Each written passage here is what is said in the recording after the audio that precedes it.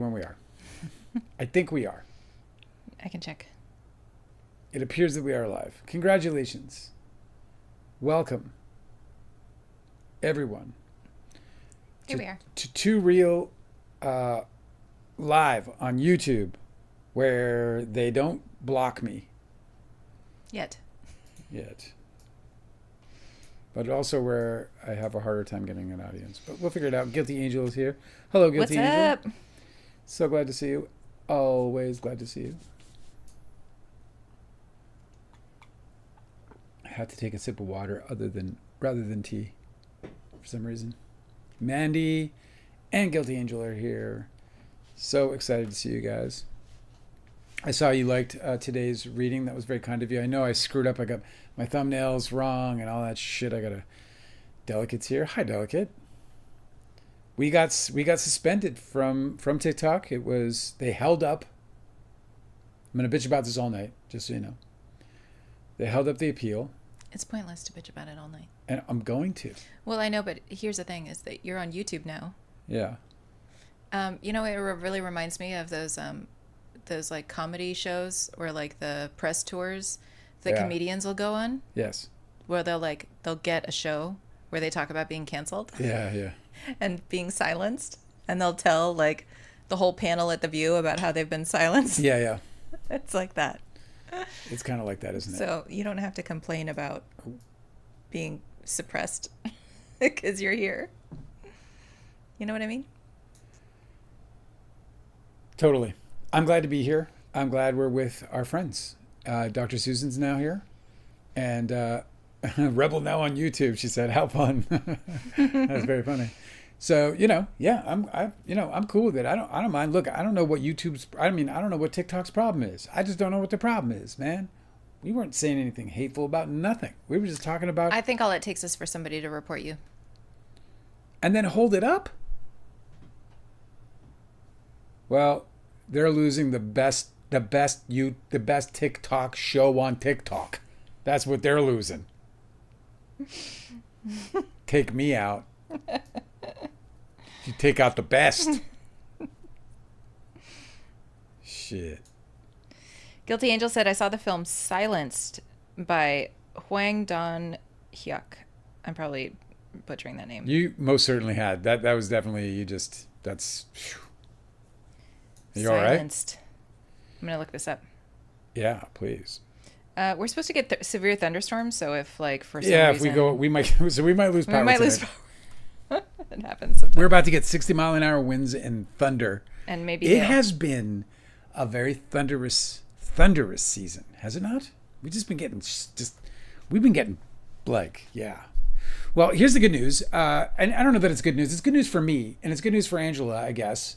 But today, for the first time, I actually opened up some of these lives in DaVinci Resolve. DaVinci Resolve, for those who don't know, is a video editing software that I use. And I really am excited for cutting these into shorts and TikTok videos. So Tanner has arrived. So glad to see you, Sarah. Great to see you, actually. I'm going to keep this this movie that was it Guilty Angel was just talking about. Yeah. It looks awesome. I think it's on Netflix. Hwang Dong-hyuk. Hyuk sounds like that might you have to be careful because I might like spell hyuk, like a laugh like that. Yeah. Be careful. I'm sure that's not the first time he's heard that. I bet. I saw the film Silenced by Hwang Dong-hyuk.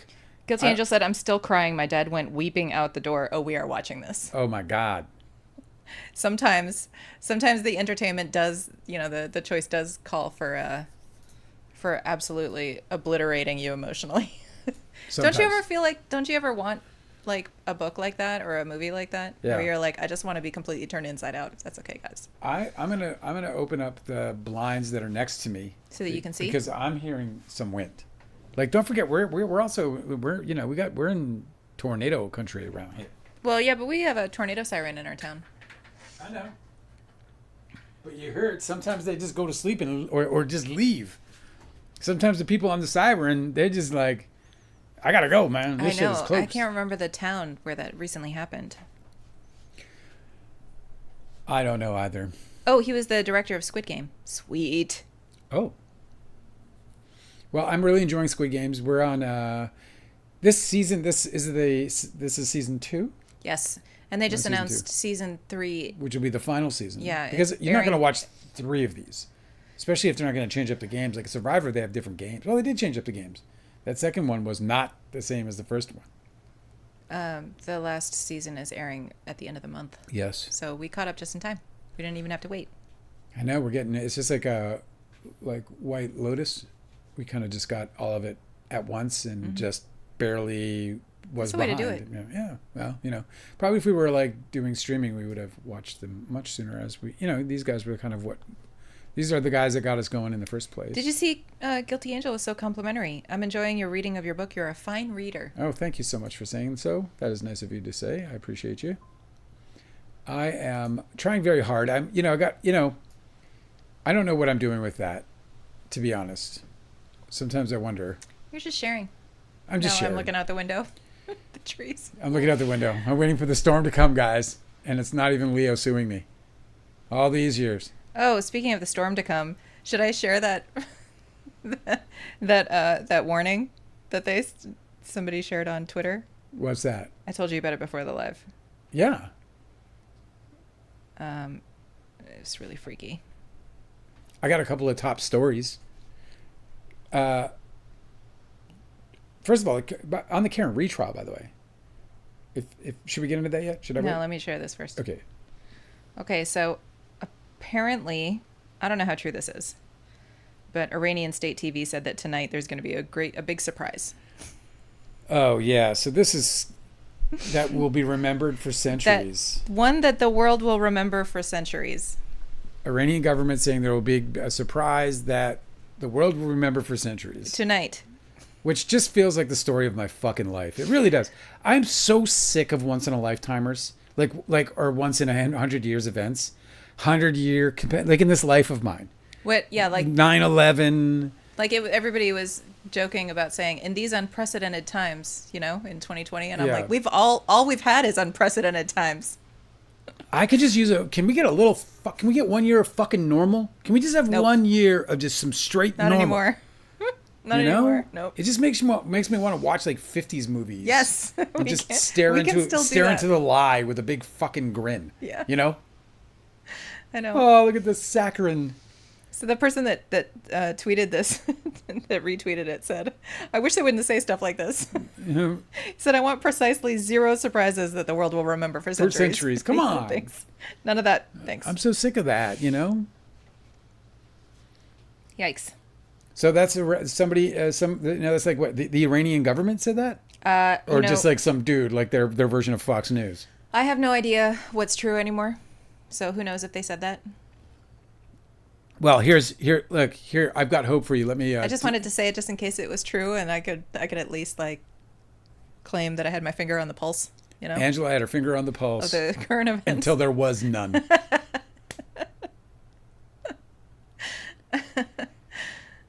You ready for my big news?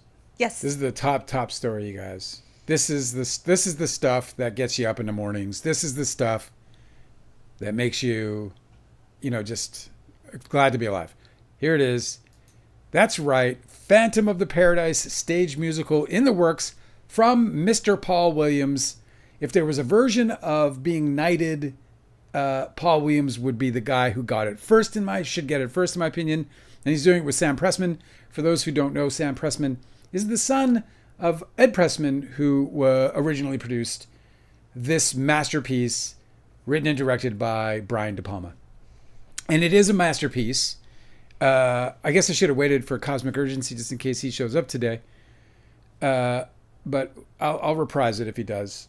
This makes life worth living. This makes life worth living. Okay? Did you say something about Bret Easton Ellis? Oh, that's the other thing. So then, yes, Angela, I did say something about Bret Easton Ellis. So they are in talks with Bret Easton Ellis to write the musical. Bret Easton Ellis is going to write a musical. He's going to write the musical. Well, he loves Phantom of the Paradise, which if you haven't seen this movie, I can't stress this enough. It's one of the greats of all time. It's so fucking brilliant, and it's done by the great American songwriter Paul Williams, great American actor Paul Williams, great American all-around talent of all time. I mean, this guy is so fucking legendary on every level. It's amazing to me that people don't talk about him more often. I hope everybody knows him by name, but he's so wonderful, and so I couldn't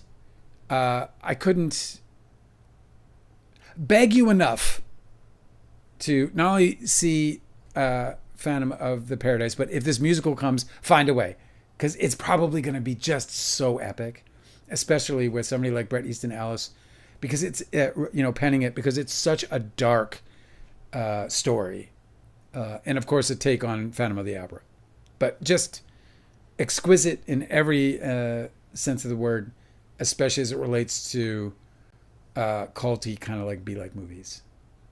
So that's the big story of the day. That is like the fucking sunshine. It's just been announced though, right? So how many years is this from now?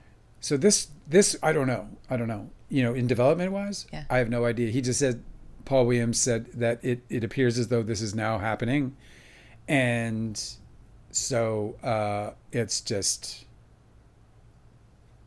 so fucking great. You're so happy. Yeah, I'm so happy. It's just such a great property. I hope they don't make you wait as long as they made me wait for The Long Walk. Yeah, Tanner, it is a rock opera. Yeah, it's a great, amazing, beautiful, perfect rock opera. It's absolutely brilliant. And most of the music, if not all of it, was written by Paul Williams. Hey, Dale, Angela. How many tiny pineapples do you rate?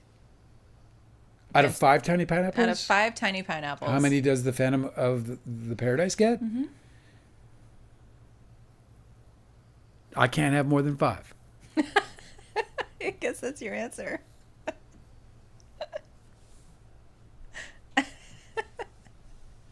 I love it so much. 5 tiny pineapples all the way. Absolutely It's brilliant. not enough pineapples. Guys, Phantom of the Paradise, you have to see it. It really is worth it.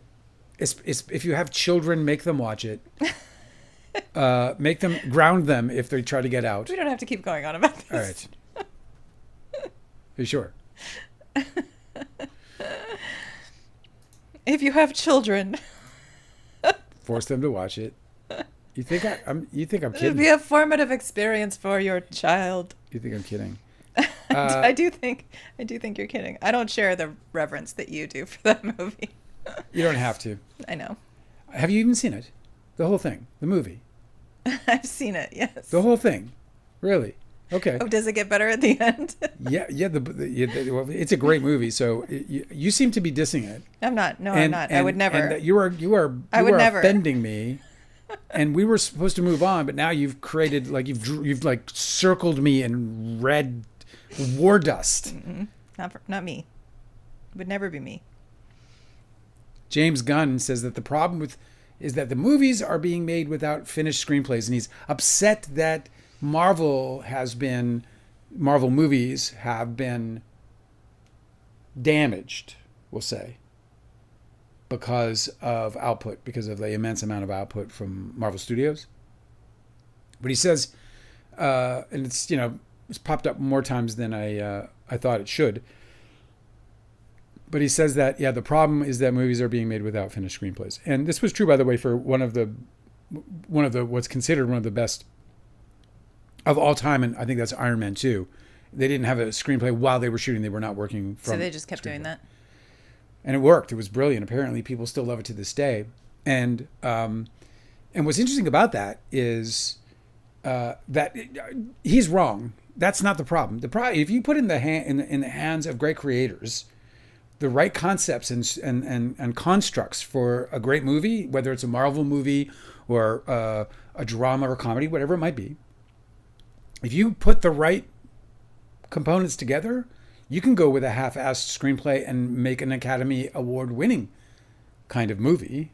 And I know this to be true because there are filmmakers who have done it. And do you know who? Yeah, Mike Lee. Right. Mike Lee. But others as well. I mean, again, Iron Man 2 was, a gigantic, massive, one of the biggest all-time successes in Marvel history. And then gone on to be, Tanner says, Iron Man 2 was my favorite Marvel till Black Panther came out. And that movie was made with an unfinished screenplay. He's wrong. He's wrong about this. What he's not wrong about is the output. The output's ridiculous. The problem that they're running into isn't that it's undeveloped material. It's that it's in the hands of undeveloped talent. And this is the key for me about this whole little topic that Mr. Gunn has raised, you know?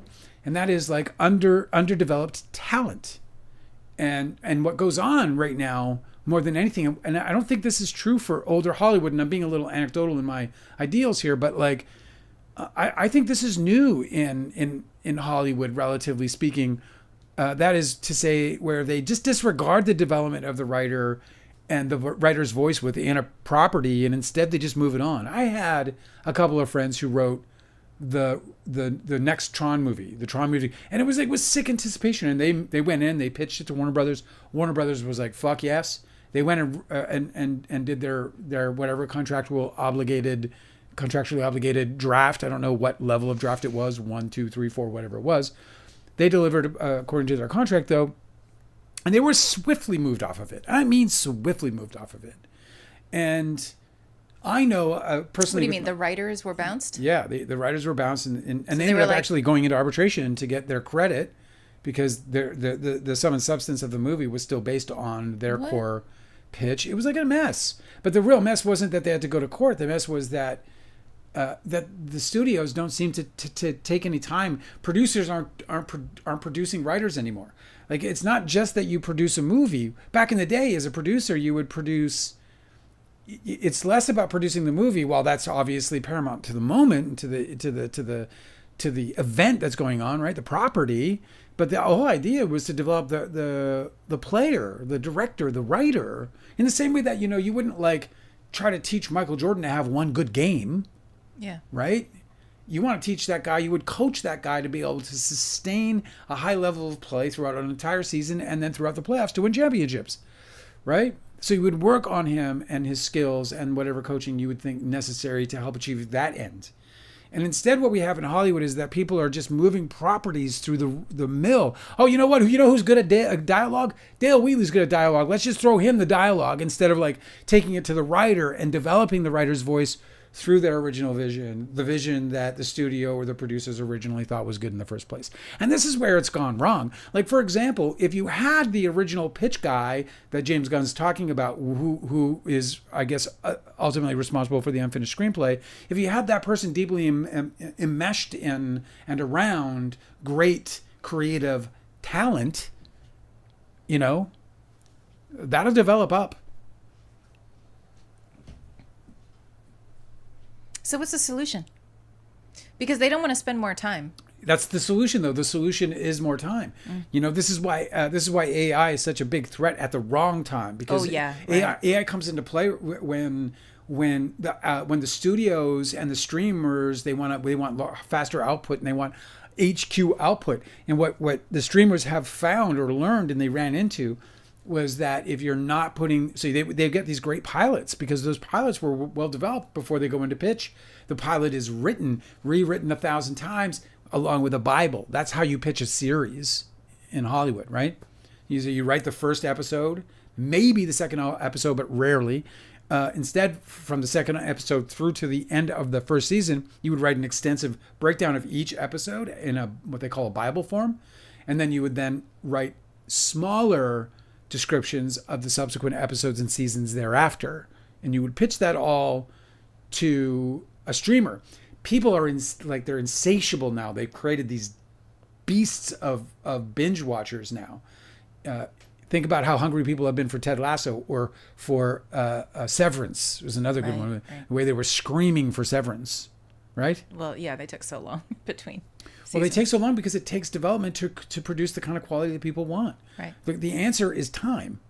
And where the real problem that creators are running into and that producers are running into ultimately is that if they want to put that kind of output out there, then they're going to start turning to AI.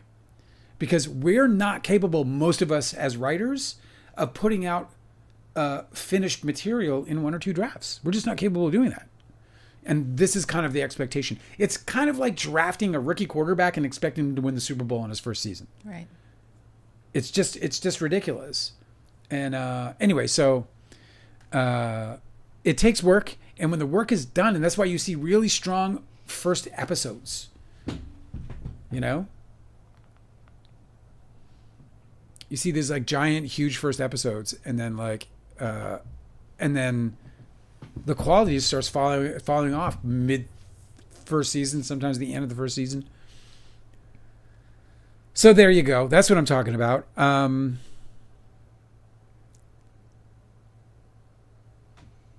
you have more? Yeah, I have a little bit more. I got, did you ever hear the story about Emma Watson on her 18th birthday? No. Do you know who she is? Yes. So on her 18th birthday, paparazzi attempted to take pictures of her under her skirt. She caught them. Oh, was she getting out of a car? It was literally hours before that she had been 17, and that would have been illegal. Was she getting out of her car? Is that one of these, or was that? I can't remember. I remember that there was a different person who, rightfully was. Well, pissed. she was. All I know is that the paparazzi were laying on the pavement trying to get up her skirt. What? Yeah. I think I do remember hearing this. Hey, why is it coming up now? Well, somebody posted it, and seeing it again, it blew up. Actually, it has like 53,000 upvotes. But seeing it, I was reminded of it because I saw an interview, I think, of her where she revealed this. I think that's how you like back whenever it was. I think that's how you get your camera kicked. I saw somebody do that. That's the first thing I or would do. Or worse. I mean, that's an assault. That's an assault. I saw her speak about it though, and she was so. It was sad. Of course it was. Yeah. That's horrible. How do you even explain that? How do you reconcile that kind of experience? I don't get it. I really don't. How do you like see the bright side of that? You know what I mean? What's the bright side? Like, of that? what are you supposed to do with that information? It's just kind of heartbreaking in a lot of ways. Do you know what I mean? Like she's literally like she's immediately like hours into her so-called adulthood, womanhood, whatever you want to call it, and she's being assaulted. She's being subjected to this. Before we get into, we have a lot of Karen. I think we got to talk a lot about Karen Reed, don't you? Unsealed email chain between Mr. Wallace in Texas, Wayfair, and Tag. This is such a big deal. This is on the Justin Baldoni trial, obviously. This is such a big fucking deal. This is a huge deal because people are suspecting that the reason why Brian Friedman, and all the Wayfair parties have been really delaying discovery is because they don't want to give. They're trying to protect Jed Wallace because he's going to get deposed in his lawsuit with Blake Lively, and they don't want to give her information that she can depose him on. And so they've been trying to delay this whole time, and it's getting them in trouble with the court. But they say that that's probably the reason why. Because they're trying to protect him, which ultimately would protect themselves. Well, they're trying to protect themselves, obviously, right. And also they have flatly denied it. And here's the thing: they didn't just flatly deny it. They denied it under penalty of perjury. They did.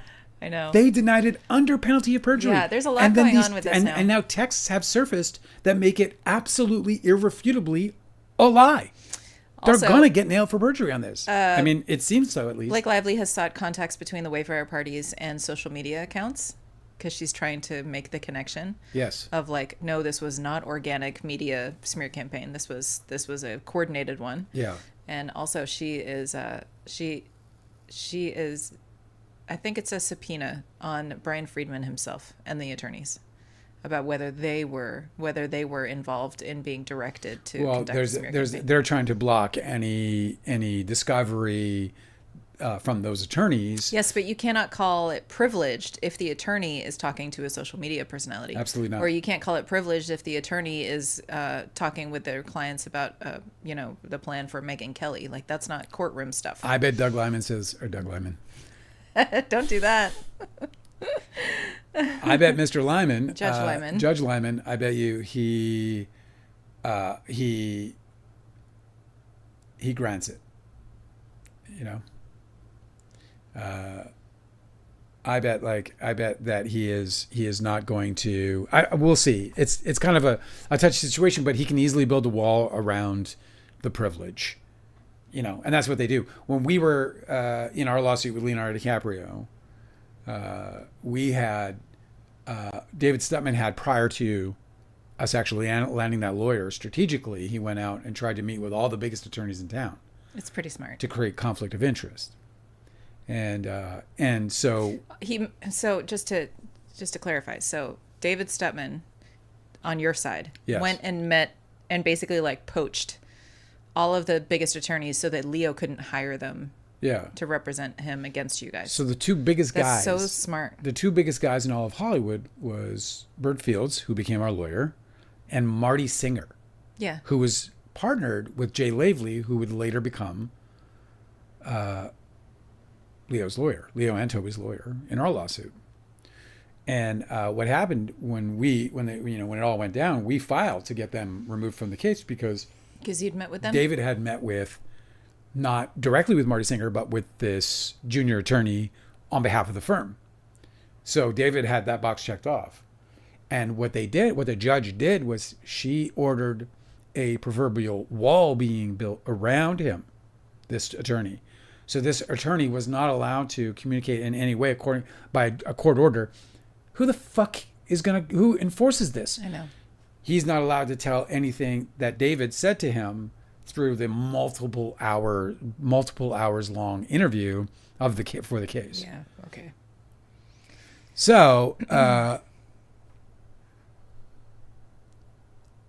Mr. Wallace is in trouble. I think these are damning texts. Yes, Jed Wallace is in trouble.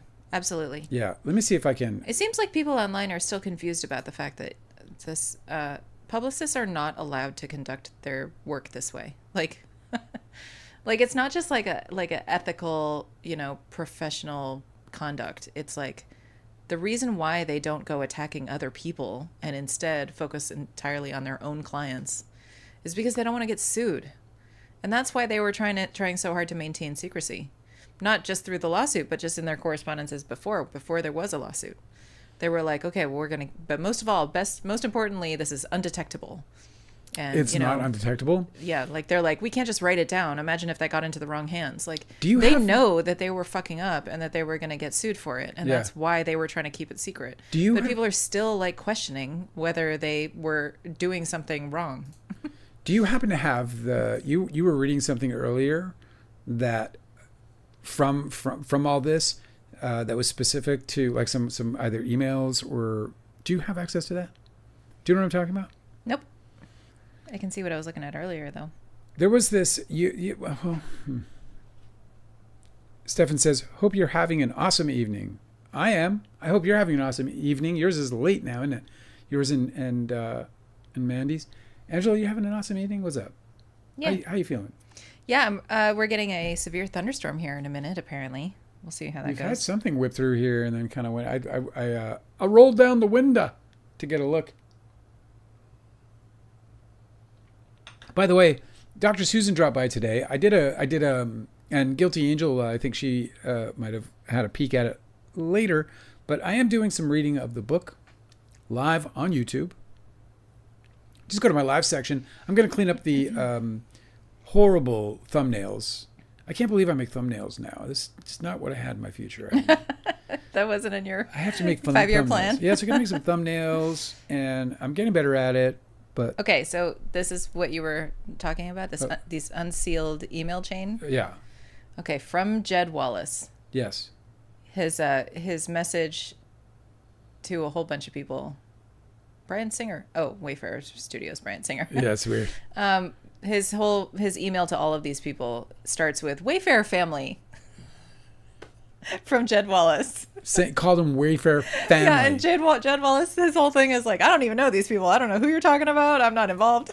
He starts his message, Wayfarer family. I'm so sorry for the delayed response. I'm so sorry for the delayed response. Just wrapping up a long flight, but my team is/has been in full throttle mode on our Wayfarer focus. In the meantime, we will work in lockstep with TAG, but engaged separately. Attached is a W-9 and happy to confirm wiring details. Looking forward to working Lockstep with tag. Yep. Looking forward to working some magic with the Wayfarer team et al. There it is. There's another so one, much though. more, There's yeah. another one. Yeah. This is from... This is juicy. This is from Jamie Heath. This stuff is so juicy because, like, Justin Baldoni is having a severely bad few days here in this trial. Last week, he had his case dropped. And this week, they perjured themselves. They perjured themselves. Under a penalty of perjury, they declared that he had nothing to... as a means to try and get his trial dismissed. As a means to get him off the case. And this stuff that you're reading proves that's not true. Continue, please. Astrologically, too, Justin Baldoni's he was probably having a really harsh time. This is bad. For the next few months. This is really bad. Yeah, okay. It's bad for Wallace, too, because Wallace is going to fucking... he might get shut down. He might, like, get Alex Jones styles. Okay, so this response from Jamie Heath. This is on August 9th, too. So this is at the beginning of their coordination with the publicist. By the way, this is... So tag, right? Melissa Nathan was hired on July 31st of 2024. This is August 9th. Yes. Right? So just like a week after. That's really early. Super no fucking around, like, speed. And this is like months before the premiere. Okay, so... Is it months before the premiere? Yes. Okay. Because it's only a few days from... if not, when did he send the email about Heidi, what's her name? Heidi Bieber? No, what's her name? The Biebs. Yeah, so August 9th was the same date. It was the same date.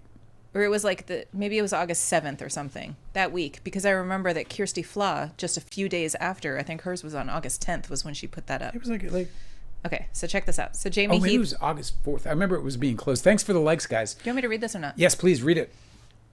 Jamie Heath says, hi, Jed. Wonderful to meet you. I apologize for the delay. The premiere and screening we had today has been just crazy time. Premiere? August 9th. Yeah, see? That's what I'm saying. They had the premiere. No, the premiere already happened. That's what I'm saying. They had the premiere. Okay. It was the week after the premiere that awful human being, what's her name? Kirsty Flaw. Kirsty Flaw.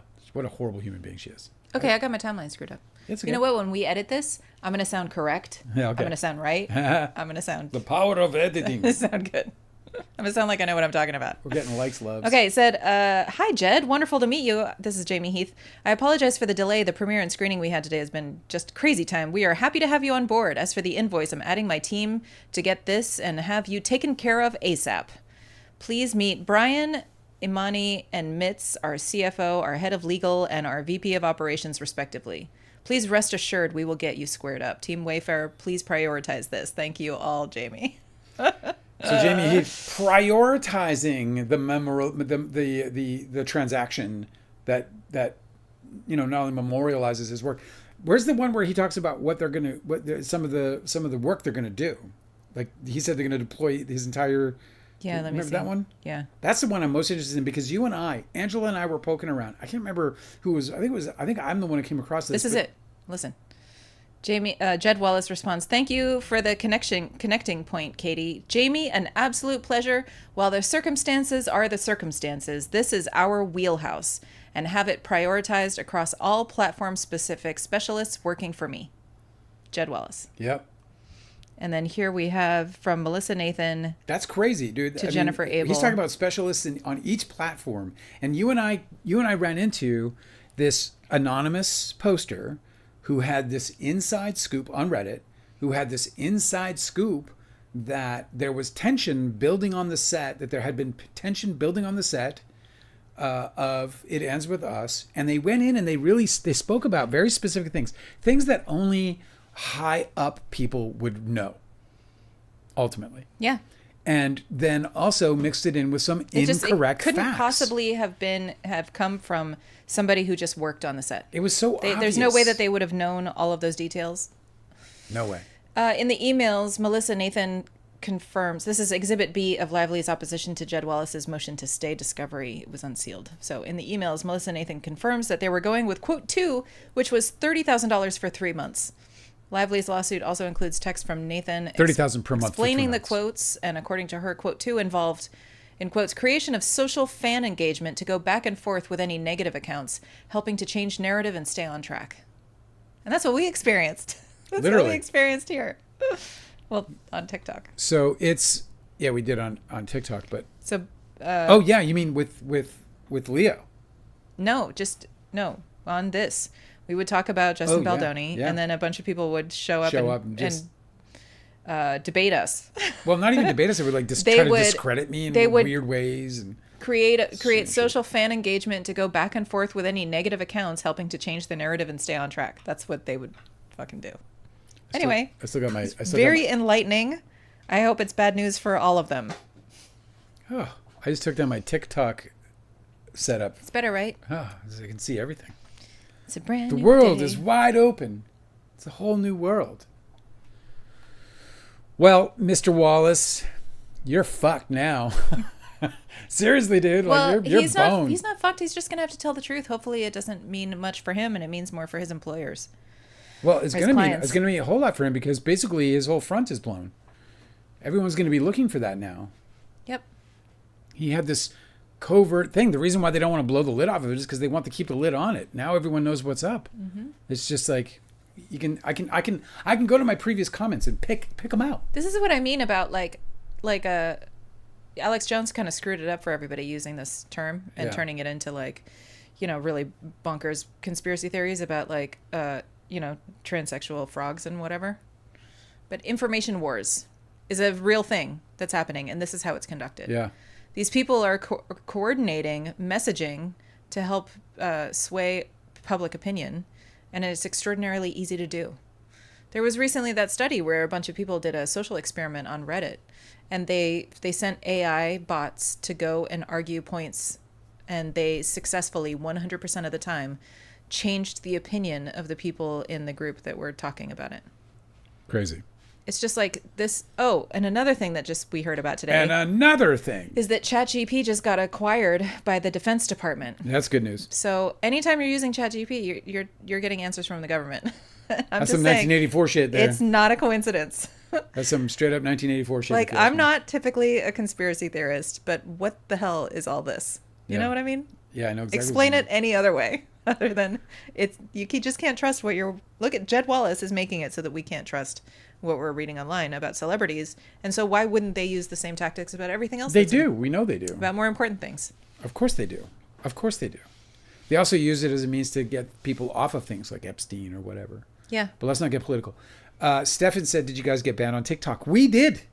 We got suspended on TikTok. I didn't get banned. Dale got banned. Dale is the one who got banned. It could have been you. You might have been the person who said it. They said that we had hate speech in yesterday's live. We were killing it too. I don't think I did a hate speech. This is the second fucking time that we started to do some numbers, and we started having people come by, and we were getting a crowd, and we had good engagement. Things were going well. My numbers were just starting to pump up again, and this is the second time they did it. It feels like a conspiracy to commit Dale. To commit Dale? Yeah. I don't even know what that is. It's a crime. Dale is a crime. I'm like, what's his name? My life is a crime. No, of course I'm not. That's a totally different thing. Much more serious and difficult. Oh my God.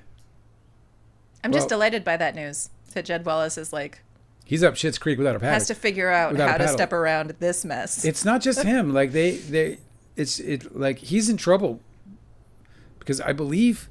I'm not sure who was under oth and who said what. I don't know if you guys can hear that thunder, but it makes what you're saying so serious. Yeah, the thunder's coming. Hell's coming with Alyssa said maybe it was Leo's people. I don't know, man. You're saying as soon as you got some numbers, you get banned? Every time. Maybe it's not a coincidence. As soon as my numbers go up, I get banned or I get shut down or I get penalized. Stefan said, "Oh yes, Dale and Angela, the most hateful people I know." The most hateful people, absolutely. You tune in just to hear our hate.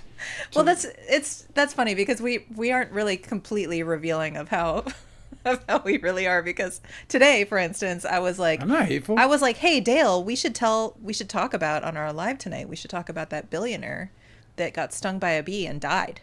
Yeah, he did. And you were like, "No." You can't tell them how you really feel about billionaires that die. And then Angela said, did he ever say, billionaire with a B. That was my joke, yeah. And so we won't talk about how I feel about billionaires that die. But again, have you seen the documentary about the Titan submarine that imploded? Yeah. Do you remember how we all felt about that? That was It was nice. I needed a pick-me-up. You know what I mean? Yeah. I was feeling down. The weight of life has really been weighing on me. And then they put that out. And I was like, Yeah. oh, look at this. It's kind of like... So maybe you guys don't know the whole story about how we feel about stuff. Because we don't talk about politics. Don't reveal anything, Angela. We're good people, and you know it. That's true. So stop. What are you doing? What are you doing here? Nothing. All right, then. Good. I'm creative writing. R. Kelly is being poisoned inside the prison system. They're trying to assassinate him by overdosing him. He was hospitalized. That's what he says. He was hospitalized. He said... Rushed to the hospittal, said one of the headlines. He said they tried to off me again. He alleges that yeah. they plotted to overdose him and it left him hospitalized in prison. He claims he was left bedridden in a hospital after a solitary confinement staff member instructed him to take additional medication the night of June 12th. The next morning, he allegedly awakened feeling faint and dizzy, and when R. Kelly attempted to get up, he fell on the floor, crawled to the door of the cell, and lost consciousness, according to him. The comment section's pretty brutal. Everybody's talking about like what happened to Aaliyah? Yeah, I don't give a shit about it. I literally don't give a shit about him or about it. I'm like, I guess that's a flaw in my character, but I don't. I absolutely don't give a shit. So he spent 2 days in the hospital. He said he learned he was given an amount of his prescribed medication that could have ended his life. He claims in his Monday filing that the prison staff took him off necessary blood thinner medication and is now refusing to allow him doctor-recommended surgery. Whatever. We'll see what happens, bro. There it is. R. Kelly. He is, they're trying to get him. I think that they said don't ascribe to malice what can be explained by stupidity. Yeah. Like, prison staff probably was just like, here, bro, here's your meds. Yeah. And like screwed up. And they were like, oh man, And they're like, we overdosed R. Kelly. And they were like, I don't care, bro. Yo, you gonna eat that tuna? No, I mean, I think that prison is known for mistreatment, right? So Prison can be, yeah. I don't think it has anything to do with him being a celebrity or that specific person. Maybe not. Maybe you shouldn't harm people and then you won't be in solitary confinement in Yeah, prison. you could have been a free man. All you have to do was not be a predator. Yeah. You could have avoided all of this by just not being a predator. And I'm not saying that means that he should be open to some kind of additional abuse. I think that the American prison system is a broken system, and we all, I think most rational minds do. But that's not the situation, or that's a different topic. It's not the same topic. Right, it's true. And there's a lot of people who are incarcerated who are innocent. Of course. But I don't really, I have a hard time feeling sympathy for R. Kelly in any situation. I have none. Proudly. I don't give a shit about that human being at all.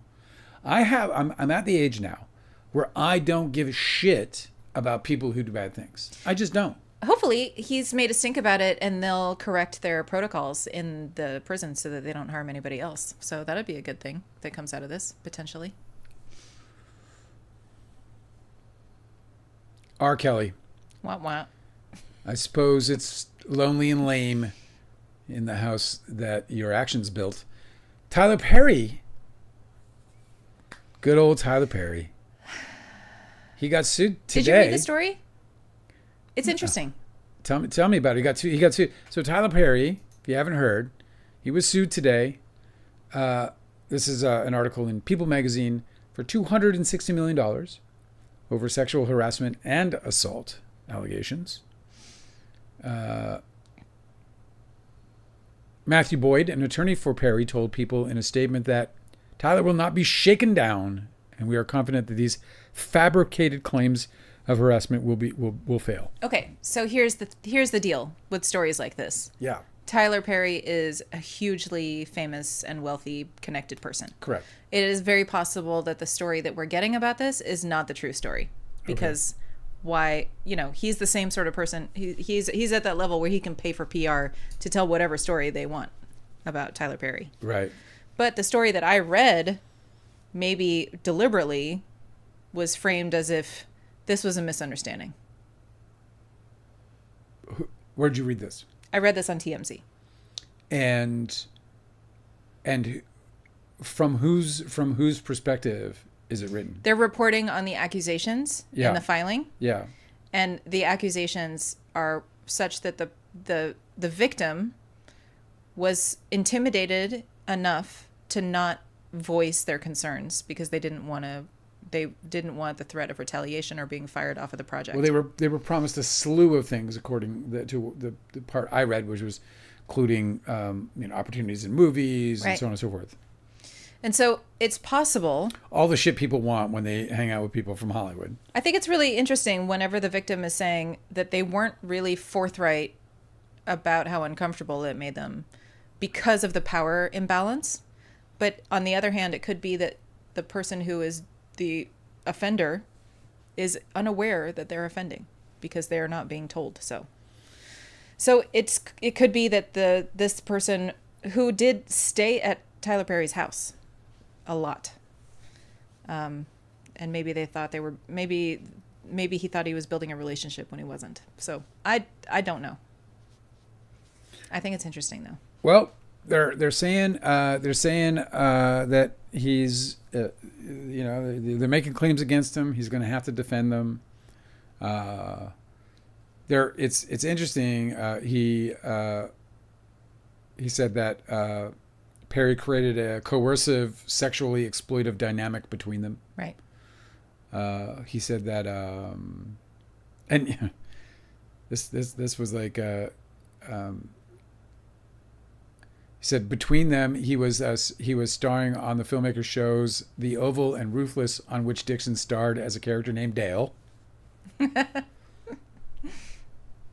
a good name. Background guy. He promised, according to the article, he promised career advancement, creative opportunities such as producing his pilot and casting him in his show, only to subject him to escalating sexual harassment, assault and battery, and professional retaliation when Mr. Dixon did not reciprocate Mr. Perry's unwanted advances.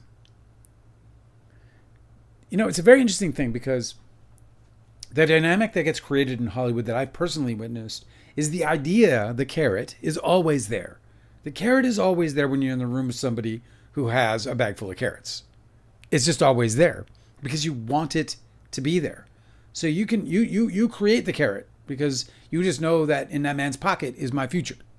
He can just pull it right out of his pocket and hand it to me. And there it is. My whole future just handed to me by one dude in one moment who has the power.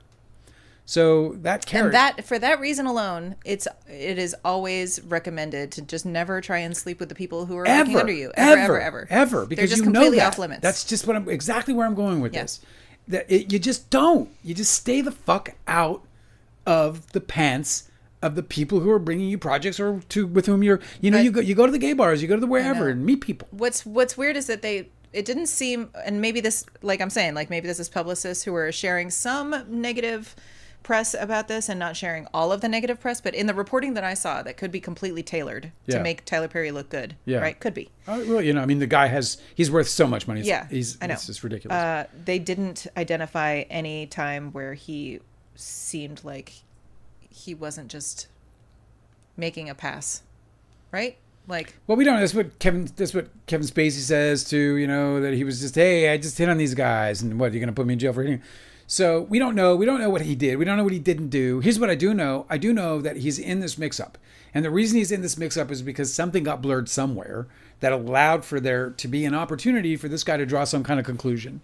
Whether or not that conclusion is, factually supportive of these claims or whether it more supports Tyler Perry, I guess time will tell. My guess is this thing never sees the light of day in terms of a courtroom. This will go away. Yeah, but it does sound like he's definitely trying to embarrass him, which is a tactic for sure. Because if he wants a settlement, then I think that whether there's any fault or not, I think it's in Tyler Perry's best interest to just make it go away. I'm just saying. Like, dude, you're a big giant fucking guy.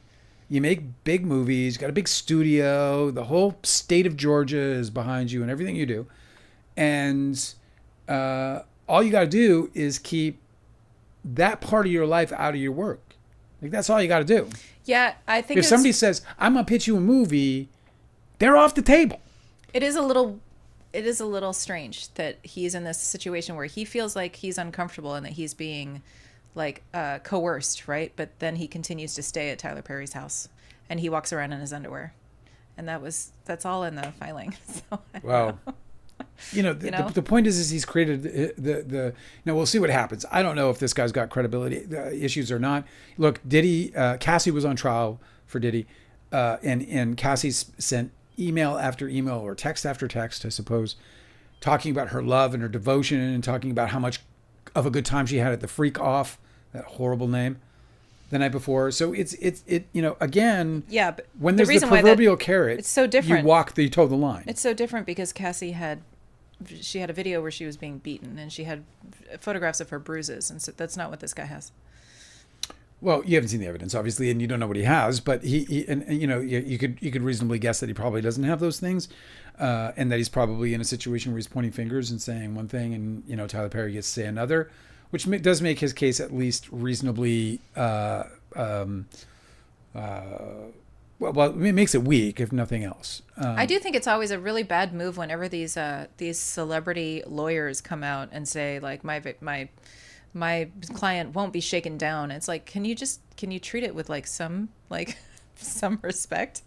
Like, obviously these are, if they're serious allegations, they should be handled seriously, not like, I don't know. I mean, completely dismissed it, and almost it doesn't really develop trust. I totally get where you're coming from, because as soon as I read, this lawsuit was a total scam, it makes me want to like butt heads with that comment. Yeah, right. Exactly. Yeah. It's a bad move. You're right.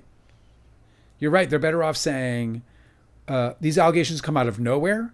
We're going to defend them vigorously. Mr. Tyler, we are going to denies all of the allegations. We're going to do a robust investigation to find out why exactly he would be telling these falsehoods. These kinds of things. It's interesting. You're right. Like, just the approach of like a swift kick back. But that's why we say we should believe all victims, and it's not because they're telling the truth. It's because what they're saying deserves investigation. Right. I think when it becomes like just reflexively dismissed like that, nobody wants that. Nobody wants these things to just be completely ignored. You investigate it. And so I just feel like that's a much better tactic for somebody taking somebody's defense. Ironically, you're kind of not believing this guy in your commentary, and you may or not. No, I believe the claims that I read. Yeah. I believe the claims that I read. What they sound like to me is very, very possibly a misunderstanding, because if somebody's living in your house and they're walking around in their underwear, and you've had intimate conversations with them, which the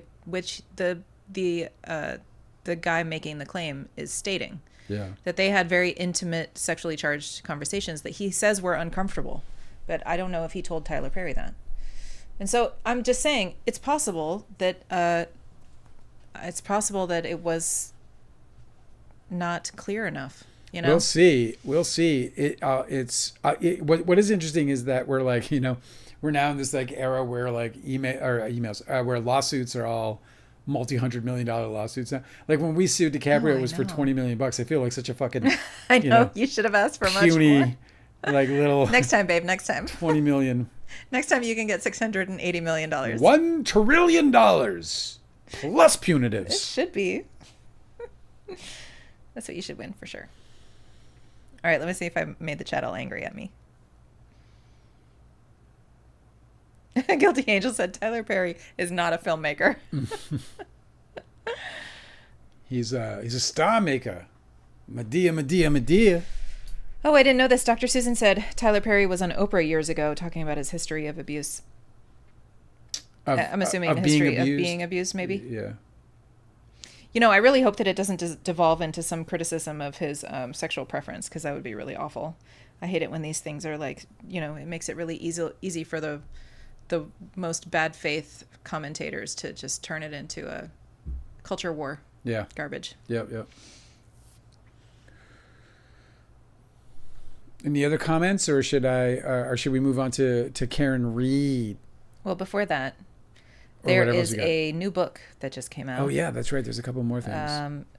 They wrote a book, let's see, titled Hollywood Vampires, Johnny Depp, Amber Heard, and the Celebrity Exploitation Machine. Let's see if I can pull up a cover. It's called By Hollywood Vampires. Hollywood. You know that's like a play on his band. Yeah, I know that.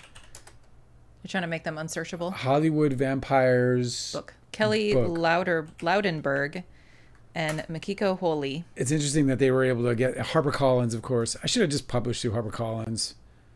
I should have just called up Harper. Hey, can I speak with Harper or Collins? I'll take Collins. Whoever's available. Anyway, in the book, they talk to one of the jurors in the Johnny Depp Amber Heard trial, who is Tom Nugent, who's a 53-year-old retired defense contractor. And he offers insight into what happened in the deliberation room. Oh, really? Yes, and it has made Amber Heard's defenders very angry today on Twitter. Has it? Yes. Let me just give you this book cover here because I can get it. According to the book, the juror, he claimed that the women jurors were tougher on Amber than the men. The 7-person jury consisted of 5 men and 2 women. This is the book called Hollywood Vampires, Johnny Depp, Amber Heard, and the Celebrity Exploitation. What does that say? I don't even know. Exploitation machine. Oh, machine. In the book, Nugent also said that the jury felt that there were so many inconsistencies and so many holes in Amber Heard's story, and it was hard for us to believe any of it. He said, "We didn't believe a lot of what she was saying. They're all actors. They can put on a different face if you pay them enough," he added. He said, "For me, I enjoyed Johnny Depp's testimony." Said he was pretty entertaining going back and forth with Heard's lawyers. I totally disagree. Johnny Depp's testimony was impossible. Not good. I was like, is that how he talks when he's not reading from a script? Oh my God, somebody get him a script. Like ASAP. Yeah, it doesn't seem like he's got a lot to impart. I wonder whether the authors selected him or whether none of the other jurors were willing to talk about it. I don't know. I don't know. It's interesting. Congratulations. I'm going to read this book though, because if it's at all about the publicity about this case and how it was twisted, I want to know all about that. Sometimes I think of I wonder if somebody's going to ever come to me and ask me to ghostwrite, and would I do it? I think about that, and I it's an interesting question. I kind of hope not. I kind of hope I never do. Why ghostwrite? Yeah. Why? It might be fun. Because I kind of just want to, it's like movies. I want to kind of make my own, and I want people to like it. Do both. Maybe you're right. I should try. All of the above. All of the above. I want you to make your own stories too, and maybe ghostwrite after. But if you found something that was fun, you should just do it, right? Especially if there's money. Money, baby. Let's go. Well, we'll see what happens. I don't know. I just think about it because these guys, clearly a lot of these places get picked up, and they, I don't know. I feel like I can turn a memoir, but again, I'd rather just be, I don't know, writing my own stuff, doing my own deal. Yeah. You know what I'm saying? Thank you for likes, guys. If you can remember to like, I do appreciate it because it does help. We are obviously attempting to grow our channel. And we will be where did I lose my chat there? We will be putting out some we'll put out some what highlight reels and content. I don't know. Are you with us? I am. I think my fucking head is racing forward. You know what I'm saying? I know. Anyway, dude, if we can get likes, they're helpful, and so thank you for them. What? This is the issue. So Mars just moved into Virgo. Yes. And so all of us are suddenly very anxious. Everybody is just very I am. I'm very, very anxious. That is such an ADHD placement, Mars in Virgo. Yeah, it's not good. It's All day definitely today, I had like pure 40 ADHD. things zooming through my head, and Yeah. I was just like, "Can you focus?" No, impossible. Dude, not only that, like I have like I'm the house chef, and I have all these canisters for like my stuff set up. And this morning, I somehow managed to undo them all. That's They were all in That front of me, is and I was Mars like, and "What the Virgo. fuck is going on?" They were all just. It was like that moment in what's that one? Sixth Sense. You know, oh yeah. when he turns around, all the fucking doors are open. It was like that. Did that happen in Sixth Sense, or was that Poltergeist? It was Poltergeist where all the chairs were stacked. Poltergeist did some shit like that too. Yeah, I loved it. I love it. Okay, I have another item. Okay, what is it? Matthew Perry. Matthew Perry. So they're finding justice for his yes. Untimely passing. Yes. His doctor, who sold him the ketamine Yeah. that ended his life, Yeah. is pleading guilty. He's pleading guilty. Yes. He's the only one pleading guilty, though, which is very interesting because I wonder how there are He's others. not the only one pleading guilty. Oh. No, I think there were 4 people implicated, Yeah. and 3 of them have pled guilty, including this guy, and there's only Oh. one who's holding out, and that person's going to go to trial. Do you want to hear the story? Yeah, please. This is in the Hollywood Reporter today. Super sad. Salvador Plasencia is the owner of an urgent care clinic in Malibu, California, and he supplied the actor with over 20 vials of ketamine in the weeks leading up to his fatal overdose. Hope it was worth it, bud. A doctor who illegally sold Matthew Perry the anesthetic drug ketamine, fueling an addiction that led to the star's fatal overdose, has agreed to plead guilty, according to court documents. The doctor, Salvador Plasencia, supplied Perry with 20 vials of ketamine over 2 weeks in the period directly leading up to his death, at times traveling to his house to inject him. Under the plea agreement filed in California federal court on Monday, federal prosecutors recommend a sentence of 15 to 21 months for 4 counts of distribution of ketamine. If he had been convicted at trial, so it's 15 to 21 months that he's getting, he would have faced a potential sentence of up to 40 years in prison. That guy's getting away with a cup of tea. Yeah, they made it impossible to refuse. With the agreement, Plasencia, the owner of an urgent care clinic in Malibu, California, becomes the fourth person to plead guilty in connection to Perry's accidental death, which was found to be caused by acute effects of ketamine. In 2023, he was discovered unresponsive. That's sad. Federal prosecutors last year filed a criminal case against Plasencia last year. Oh, wow, there's typos. Faulting him for the overdose. In one instance in which he administered ketamine to Perry, the actor's blood pressure spiked. Despite this, Plasencia subsequently nudged Perry's personal assistant, who was also in charge, to order more. In quotes, "I know you mentioned taking a break," he wrote in a message, according to court documents. He said, "I've been stocking up in the meanwhile. I'm not sure when you guys plan to resume, but in case it's when I'm out of town this weekend, I have left supplies with a nurse of mine."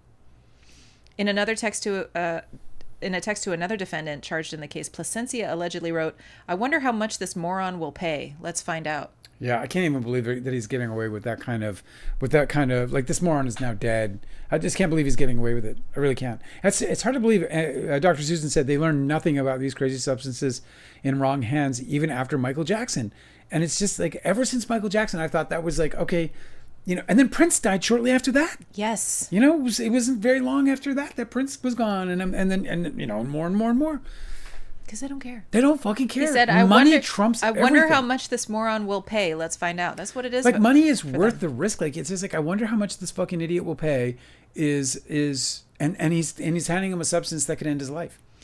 Of the 5 people just charged, crazy. Of the 5 people charged, only Jasveen Sangha, who's known as the ketamine queen, who supplied Perry with the dose that led to his death, has pleaded not guilty. Her trial is scheduled to start in August. I mean, best of luck to you. I wish Matt Perry could be there to participate, but he's dead. It's just absolutely crazy. I can't even believe that they are Speaking of celebrities who use ketamine. Yes. And, who have yet passed. Elon Musk is trying to refute claims that he is high all the time on ketamine. Oh yeah. And what he did was he posted. That'll work. So he posted a urinalysis drug test. Did he? Yeah, because he cheats on video games. So why wouldn't we trust his urinalysis? I know, but so listen to this. So that article came out 2 weeks ago, and he just posted this urinalysis, and of course, it's clean, and he posted it saying "LOL," but it takes about a week and a half for all of it to clear out of your system. So it could have been that he just went sober. It could also be that he has urine in the fridge. And then he was like, this guy's incapable of nothing. He could have had urine in his fridge for that very occasion. No, I know. And so what's so funny is that this freezer, of course. This user on Twitter, Rachel Zader, she said, I review lab urinalysis on a daily basis at work, and here's some unusual things about it. She's claiming that it was diluted. She's talking about the numbers. She's talking about all the reasons why this is not credible. Wow. She has a whole thread about it. It's really interesting. I used to have a friend in Jersey who he always used to, he had to take like there was some kind of tea or something to hide. Oh yeah, I remember. There's like all these tricks. Yeah, it was a tea. It's a specific, like he would order this thing in the mail. It would come. He would drink it before his pee test. I made it a policy that if you ask for a biological sample for me, if you can't sit through. An employer asking for a biological sample? No. You're not no doing can that. do. Sorry, your job, your money. No, fuck you, bro. Right. You want my biologicals? Forget it, bro. We're having an interview. What do you need to look at my biologicals for? Are you so bad at hiring people that you can't tell if I'm like incapable of? Sorry, you're so bad at it, but you're not going to get my biologicals. Yeah, no way. Happening. I fucking never. Never. I went to there was this one job where I literally went through like 6 or 7 interviews, and then they sprung biologicals on me, and then I was like, no, and I was like, we just had 6 interviews. I showed up 6 different times to have conversations with you. God, what is wrong with you? I remember I had a friend who was like, he worked at a roofing company or something, and they would drug test him for weed. What the fuck? And he was like, weed? I work hard all day. I go home and I smoke some weed. I wake up in the morning and I'm fine. I go to work. Like, what's the big deal? Like, I smoked weed last night. I can't possibly horrible. work today. That's like the perfect procrastination thing. Like if you tell somebody that, they'll be like, oh, I can't do anything. I smoked weed last night. No way. Do they? The enduring appeal of are we still talking about something? Nope. Stephen King's adaptations has made over $3 billion in the box office so far. Oh, wow. At this point, I feel like his book should be for free. Like, I think he should just put his books out for free. Like, why is he charging for I mean, a lot of them you can get used for nothing. No, I'm saying his new books. The books he writes now. I'm not talking about, like, his old Dale, books. Those are all with publishers. I'm sorry. I'm saying this guy... But do you, as an author, yes, want to be making this argument? Well, you can have a choice. It's your choice. Yeah, I'm making this argument. He can make a choice to put out a book for free. But why should he not be paid for each and every book that he toils at his computer to write? I'm not saying he shouldn't be paid. Okay, so why shouldn't he I'm charge saying money? as a gesture to becoming a billionaire as a writer. You should have free books. Just give away. What do you don't need any money. You don't need money. What do you need money for? So what do you don't need, why are you restricting your audience if you don't fucking need it? I need money. Please buy my book. Stephen King. Please. Stephen King doesn't need to do that. Please. He doesn't need to do that. He doesn't need to. Are you looking directly into the camera? Yes. That's your plea. It's going to be like a hostage video. Please. Buy my books. I don't know Save how much me. time I have left. The walls are closing in. You know what I mean? I'm just saying, I'm not saying he shouldn't be able to. We know he can. He's making billions of dollars. I'm just saying he doesn't need any money. He's accumulating useless statistics right now. And the only thing that's happening is that the only people who get to read his book are the people who can afford it or will spend money on it. As opposed to, like, he can just give it away now. Don't sing it.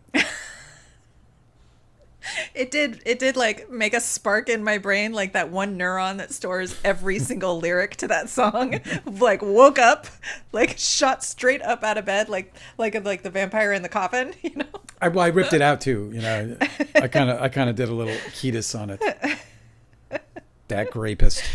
So anyway, all I'm saying, I'm not criticizing the guy. I'm in love with Stephen King. You know, I've read half of his books, and that's like an accomplishment. You know. Yeah. He's you know, he's like Pratchett. He's just the most prolific guy ever. He's wonderful. And I think give he it deserves away now. I think he deserves to make as much money. I'm not saying he doesn't deserve it. I'm just saying that you can give it away. Like it's like Bill Gates has now said publicly that he's going to give away like 98% of his fortune. He could have been doing that a long time ago. Do you know what I mean? It's like a parents who hold their wealth from their children until they die. Like, why are you Yeah, so doing they that? never get to experience any of They the. don't. Their fucking kids don't. Kids without homes or like, I got friends who are so stressed out financially they can't even fucking barely breathe, and they have millionaires for parents who are like in their 80s, and it's just like sitting there and letting them suffer over five figures, like something like 50 grand would solve, 50,000 off of like 10, 20 million, whatever the number is. And they're letting their kid like sit there like fucking hives and shit, And he's like, God, so much problems. And his like fucking stock market is getting, he's getting whacked in the stock market, and his family's just sitting there like counting their money. What do you need? Oh, you'll be fine. You'll be all right. Who was it that was talking about a living will? Was that Joan Rivers? Who was that? I can't remember where we found that. It was an interview. Oh, living will, yeah. Who was that? I don't know. It was brilliant though. They were like, I want to see their reactions. Look, obviously, it's a living will is a little bit. You got to be. It's a tricky situation because most people have like their retirement tied up in specific assets that yield a certain amount of dividend, on a monthly or annual basis that helps provide for them for that year of living or that month of living. Okay, so you do have to have a certain amount of it as disposable in order to give a living will. Right. So it doesn't apply to everybody practically, but as a gesture of like life, like, if you have a kid suffering, I think that you should probably bail that kid out of trouble. That's my like. I have to remember who this was. Maybe if we edit this, we'll find it. But she was talking about how her mother had decided to do a living will because she believed that will should be given with a warm hand. Is how she. Yeah, it was with where a warm she was hand. like she was. My mother always believed that gifts should be given with a warm hand or something like that. Yeah, so she was like, it made so much more sense because she wanted to experience her family receiving this family wealth and see what they were going to do with it and how they were going to improve their lives. And it makes so much sense. Whatever. Boomers are never going to listen to me about that. It's just a weird thing. It's just like you can, man, I don't know. There's just so much you can do to help your family while you're living instead of waiting until you die. Besides that, it's like half the people I know who have like who have wealth coming to them, they're like, I know, how awful. Hey, good to see you too, Mom. Happy fucking birthday. Yeah, like why would you want to set the environment like that, Yeah, like instead of like them like waiting for you to right, like, horrible. Mom, times are really tough. If you could just stop breathing, everything would get great again. Or Dad or whomever, Terrible. I made Guilty Angel. Did I make Guilty Angel mad? She said she's peeved now. Yes. Did I make you mad? Why did I make you mad? What did I do? Let me rub my eyes. Dr. Susan was saying that greedy rich people never have enough clearly. It's a weird thing. I like in the book I mentioned how it's like the land of not enough. That was really my impression, early on. I was like, wow, you guys just don't have enough despite having everything. Right. It's just the weirdest thing. And it's also like there's a hoarding factor. There's like this idea that it's going to go away or that somebody's trying to take it from them or that, I don't know. It's just, I can't even imagine. I see these people like Donald Trump or like just really anybody who's like well into the age where our material wanting, you would think, would start to wane a little, and we'd start giving way to things more spiritually enlightening and more love-based. But no, we just see all these these people who are not going to bring any material wealth with them into the ether, and their focus is still on accumulating and spending and gorging instead of actually reconciling with their spirit. It's wild. It's Wendigo possession. They're possessed by the malevolent spirit of the Wendigo. Oh, of course it is. I'm fully convinced that this is something that spiritually happens to people when they are divided, when they separate themselves from an enriching community that they belong to, and they depart so far from where they belong, and they're trying to become captains of industry or whatever. Yeah. That they become so distorted that they leave themselves open to like this malevolent spirit possession that makes them insatiably hungry for greedy, whatever, food, money, yachts, opulence, whatever, meaningless things. Yeah, material. It makes them incapable of things that dissolve. It makes them incapable of being happy or satisfied. It makes them incapable of having nurturing, loving, true, committed partnerships with people where they're fully realized in themselves and fully mirrored by the people around them. It makes them just a completely hungry forever. And it's a very miserable way It's to super exist. sad. It's super sad. Like you see any of these wealthy people, you think they're actually happy? I was talking about Justin Bieber being broke, that he couldn't handle paying back the money that he was already paid. Like, how can you be so broke that you're living check to check when you're Justin Bieber? It's just the whole thing. And I understand, like, more than most, that there's probably a dozen things that happened that brought him to that point. Yeah. Celebrities don't make what just one thing. Celebrities don't make what celebrities, like what you think they do, right? When a celebrity gets paid $10 million, the celebrity is lucky to be taking home $3 million of it. Okay? Mm-hmm. So it's easy to be able to get carried away in your own imagination about where a celebrity or somebody like that should be sitting financially. But I just didn't think that Justin Bieber would be living paycheck to paycheck. Like, I'm trying to figure out, like, what about, I think it's just like, it's like the American healthcare system. It's like you get to a certain dollar range where you can't buy a t-shirt that isn't $1,500, and you can't buy a pair of socks that isn't $500, you know, to where, you know, everything's leveled up in the world around you, that that in some way things inflate around you because you're rich. I don't know why, because I'm pretty sure that if I had $1 million in the bank, I would still be buying fucking $20 t-shirts. Like, I'm pretty sure I'd be buying $20 t-shirts. Yeah, I think that his issue is not so much one of expense and one that I think his issue is that he's really struggling to work. Because, like, if he's having money problems, he can just call up his agent and just be like, book me on something. Anything. Well, he couldn't pay. He had to get Scooter in to pay that thing. Yes, so. I know. But I think the issue with why he can't just generate that money that he needs as a celebrity. That's not the point. I'm talking about, where is the money now? The guy's been living his whole life. He's 31 years old. He's been for 15 years been making millions of dollars a year. Millions of dollars a year. Where's the money now? Like, how does this guy not have a rainy fucking day fund? Do you know what I mean? Yeah. Like, let alone like not being able to pay back. See, like, so let me try to make it a little more clear because about why I'm surprised by this. It means he's living paycheck to paycheck. That means that he spent the money he'd already been paid the same way that I do. When my paycheck comes, I go and I spend it. I pay all my bills. I get that one thing I've been wanting, or I put a little bit away for that one thing I want to get, or whatever it is. And then poof, that money's gone, and I got to wait till the next check. If I suddenly was like unable to perform something and I got an advance, right? Then I now I'm in this situation where I'm running into a deficit, right? Yes, but you don't also have like a $20 million mansion, right? Like, this guy's got like insane expenses. I mean, that's what I'm saying. Yeah, it's all like some fucking. And it's not like you can just sell a $20 million mansion easily either. Like, those, you know, they're not like flying off the shelves either. I mean, I'll go look at them. Yeah. You're in the market for Justin Bieber's old mansion. Let's get a tour. You know, I'm not saying I'll buy it. It needs some updates, but you know, we like the wraparound glass windows just fine. Does it come with all the windows?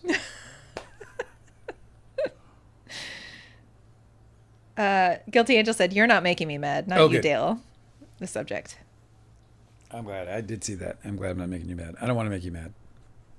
You're my friend. I don't want to make my friends mad. I've had it with doing that. Apparently I'm good at it, though.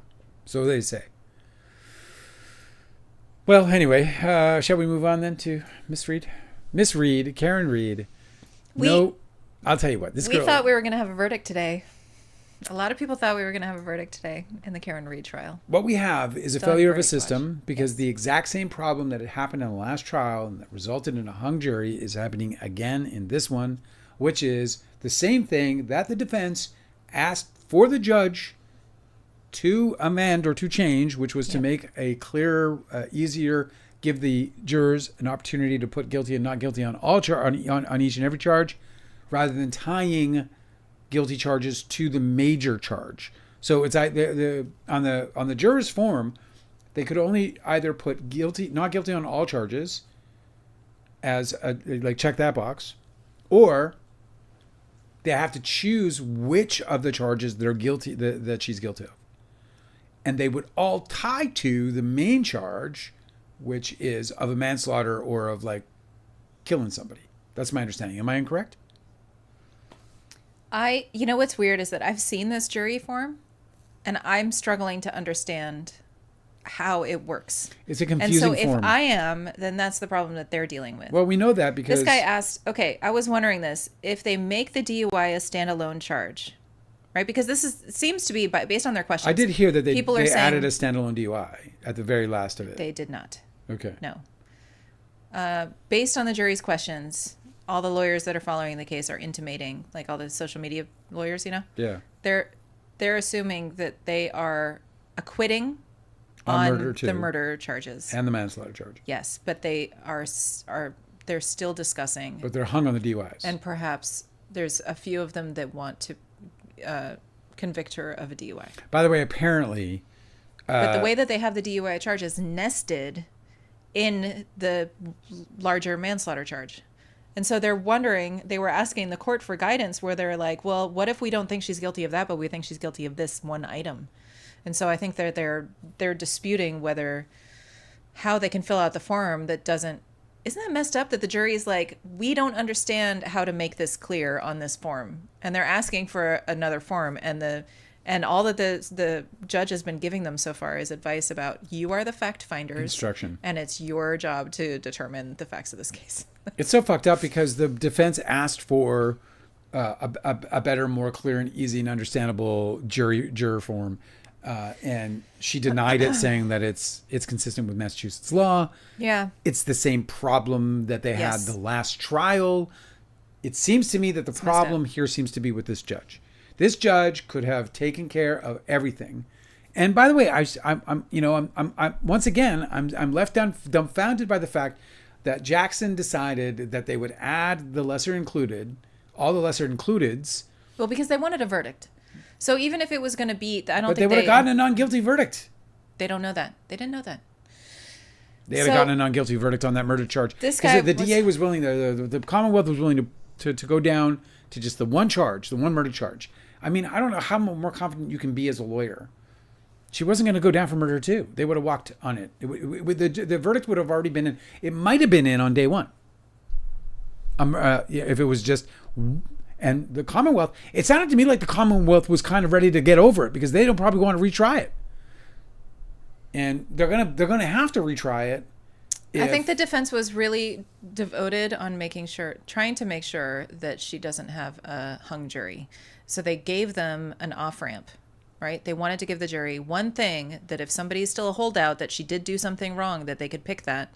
But it would be a much smaller charge. So that's why they did these, what they called lesser includeds. And so this guy's question is, I was just wondering this, what if they made the DUI a standalone charge, like charge 4, as opposed to the 3 that are currently existing? Yeah. So it would be nothing to do with manslaughter. Is that even possible? Would that fix everything for the jury? And Betterow Law, this is a really great account to follow on this case, said that that's not possible, because the DUI was not an indicted charge. It's a lesser included, which is what they're calling it. Yeah. Or it doesn't exist. So it's either either a lesser included or it doesn't exist. Part of it, or it didn't happen. And that's why it's not, this jury form is screwing everything up, and that's why they're still deliberating. Because they don't know what to do with this. Now, what I'm hoping is that they all just sweat the jurors who are still hung up on a DUI charge and tell them okay, well, the form can't have the DO. The form isn't allowing you to do that. No. So can we go home? She doesn't get a DUI because Can we acquit her on everything then? They're not giving you the option to give her a DUI. That's right. They're not giving them the option to just pick a DUI. I don't understand the hang up here. I really don't understand the hang up. If those same jurors have already chosen to acquit on, and by the way, apparently. Somebody reporting from inside the courtroom said that the jury foreman came in to correspond with the court and looked over at the parents. Karen Reed's parents. And smiled. So I don't know whether he was just being polite or whether that meant something. And he's not going to look over and smile while he's going back in there and they're plotting her death. Oh, another person reported on a juror they asked for information from the judge. Clarity, right? And the judge provided none. And the judge was basically like, no, you guys have to figure this out. And one of the jurors dramatically leaned over, did a big sigh, dramatically because that means that that reaction is oh, that fucking guy behind me is still going to be a jerk then. Because that's what they're is. We are done. We want to go we're home. done. This we want guy. to go home. This guy's hung up. Yeah. By the way, I don't know. Did you cover this yesterday? That the person with all the notebooks those notebooks get confiscated? Did we cover that yesterday? We probably did. We talked about it yesterday, and yeah, I don't think that they're allowed to take those home with them. Oh my god. He probably has fucking diagrams and shit. I know. He's like, he's like, oh, trajectory. Well, it diagrams. wasn't a surprise though. He's not allowed to keep those notebooks, so I'm sure he was gonna try and help lead It was the a jury surprise discussion. to me. Don't I count? That's a bummer. Karen Reed is gonna get acquitted, or she's gonna get a hung jury, and if she gets a hung jury, then they're gonna try her again. And in my opinion, That's another thing that they should be asked- illegal because she should not be burdened again. They asked for clarity on that too, which is super telling. They said, okay, so if we acquit her of the 2 charges Yeah, this is and we are interesting. hung on the 3rd, does that mean that those acquittals get to, is that, a verdict? Yeah. And they got their answer no. Nancy Ryder just said, "Hi, Nancy Ryder. I think this might be the first day I've met you. Pleased to meet you, Angela, Nancy, Angela." So she says they should just vote not guilty on all 3, and they should. There's no reason why this jury needs to sit around and try to split hairs on a DUI. She's been getting tried for 3 years. There is at least She has $1 million in legal fees. there is one, maybe a few holdouts in that jury who are getting absolutely badgered by the others. I'm sure of it. 12 angry men. Yeah. Right? And this happened in the Weinstein trial, bro. Yes. Where the jury foreman just stopped showing up because didn't show up because he apparently felt they had to have threatened. security. He got threatened. Yeah. He was physically threatened. So they got a hung hot jury in there. on that final charge for Weinstein. I wonder if they will retry. They got the one guilty charge, so they're going to be able to get some years out of it. But not to digress too much, but 12 Angry Men, man, that's why that movie is constantly voted. If you haven't seen 12 Angry Men, and I'm not talking about the remake, definitely watch the Sidney Lumet, I think Henry Fonda, 12 Angry Men. You have to see this movie. Angela, have you seen it? Oh yeah. Yeah. Twice. It is one of my favorite films of all time. It's one of those films, oddly enough, that I forget, and then when I'm remembering it, I'm like, oh my god, I'm just staggered by it every time. Some people are. I've seen it multiple times. Some wonderful film nerds are always analyzing various choices that a director and a cinematographer will make about movement and framing, Angle, yeah, and all of that. And 12 Angry Men has all of those. So there's a lot of really great analysis videos on YouTube about that film specifically and all the choices that they made and what it means.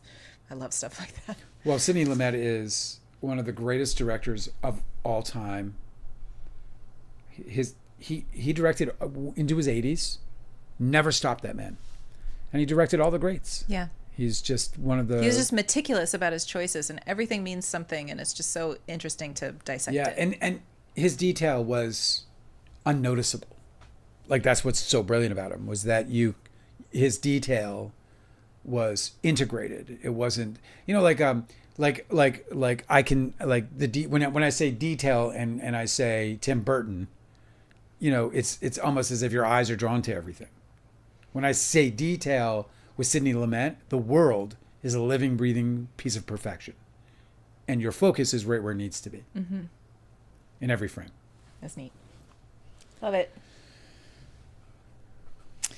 Oh, Nancy Ryder's got some information for us. Let's unload the information, The please. DUI, they call it OUI, so I guess that's operating under the influence. That's exactly what it is. But that always sounds like forklifts Well, to me. I So think I say DUI. I think it means it allows them to charge for things like bike riding or skateboarding or these kinds of things. She was skateboarding under the influence. Well, that would be fucking dangerous, dude. Yeah. The DUI is under the manslaughter umbrella. That's not right. Does that mean manslaughter DUI? If there is such a thing, I don't know. Could it be someone has a higher degree choice of manslaughter? These are all things that jury form is only convoluting and not clarifying. And they keep coming back to the judge being like, yo, what are you going to do for us? Because it seems like it's impossible to fill out this jury form with our choice. And the jury form should be able to be filled out with any choice. But I'm wondering whether she's going to get pressured to fix that or whether she can't. I can't imagine it's set in stone. I'm sure that they can just print out a different jury form. I'm sure they can all... She can change it. They They all asked convene. for it. They asked for it. Yeah. I'm sure the law allow. She is trying to make this thing confusing. I'm telling you, this is a bad judge. She's been bad from the start. Like she has said things and done things that I just don't under fucking stand. All the trial attorneys that are covering this case on social media are like, this is unprecedented. They have never seen, this is like a very unique situation that is just unreasonably complicated.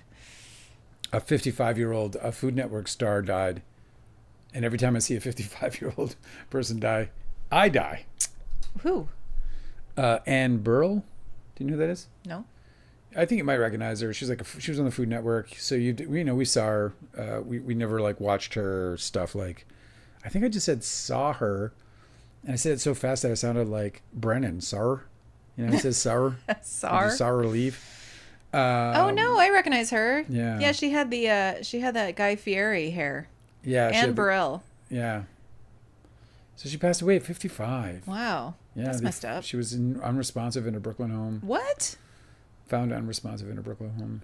911 call. They're going to conduct an autopsy to determine the cause of death, so they don't know what it is yet. But when 55-year-old people drop dead, I get upset about it. It's weird times, man. I have this somewhat encouraging message from an astrologer that I follow. What's that? This person specifically is really well known for making incredible predictions. Her predictions always come true. Is that true? Yes. I'm so sorry. Yes. Her account on Twitter is DK Astrology, and she's awesome. And she's a real life seer. I think she just reads the charts, man, and she knows how to interpret them. Okay. So tell us. She said the old systems are cracking. That there is no way back. The reason we feel unstable now is because we're in the process of getting rid of the outdated system and ideas that are not serving us anymore. We feel wobbly because we're asked to give up our old outdated social programming. And this person asked, but what system is replacing it? Is it one that needs to be that we should be even more leery of? It certainly feels that way. She said, no, a new, more humane and better ways of living. The age of Aquarius. Exactly, the age of Aquarius. But here's the thing about this that I'm glad you brought this up topically, because, with every birth, there is first a death. And death is never a comfortable thing. It's just not. I mean, I say never. Death is often an uncomfortable thing, I think is probably the better way to put that. And so I think that we are going to go through a transition, and that transition is going to be difficult. And we're seeing that already, obviously. I mean, we're living in it. But the important thing to remember, or I guess the important thing to keep sights on, is especially in Doomsday America, because in Doomsday America, it's funny because like I saw these posts from these people in Europe. Maybe we have some of our European friends with us today still, but some of these Europeans, they're like, oh, look at these doomsday. Oh, you Americans, isn't it your first time? Is this your first time? A dictator's been knocking on your door. Oh, you have to overthrow fascism? We've been there. We've been beating down dictators for centuries. You'll get used to it. Take to the streets, but don't forget to eat first. This person asked this astrologer, the old system was created to benefit them, and now it's our turn. And she said, correct. Exactly. And I think that I believe in this change that's coming. I really do. I believe in it wholeheartedly. And, well, there is that the planet Pluto in Aquarius that just moved in last year. Yes. And is going to be there for another 30 years. No, 20 years? 20 Okay. years. The archetype of Pluto is the destroyer, right? Like, but it's also known for transformation. So it is that way where something has to be destroyed before something can be built anew. And I think one of my favorite analogies for it is like a volcano. So like a volcano erupts and it's very dramatic and really harmful, obviously. And when all of the lava and magma, covers everything, it's complete destruction. But that is also where you find on the planet the most fertile soil. Yeah.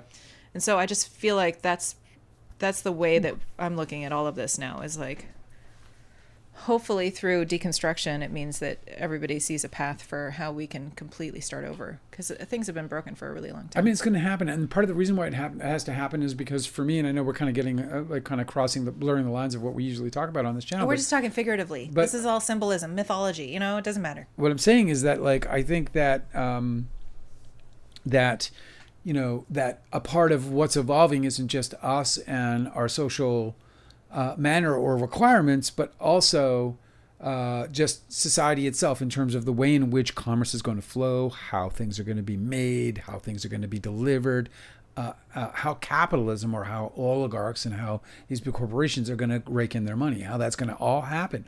See, what they've always wanted is about to come true for them, the oligarchs, which is 24/7 workers who they don't have to feed or do any healthcare for. That's about to come.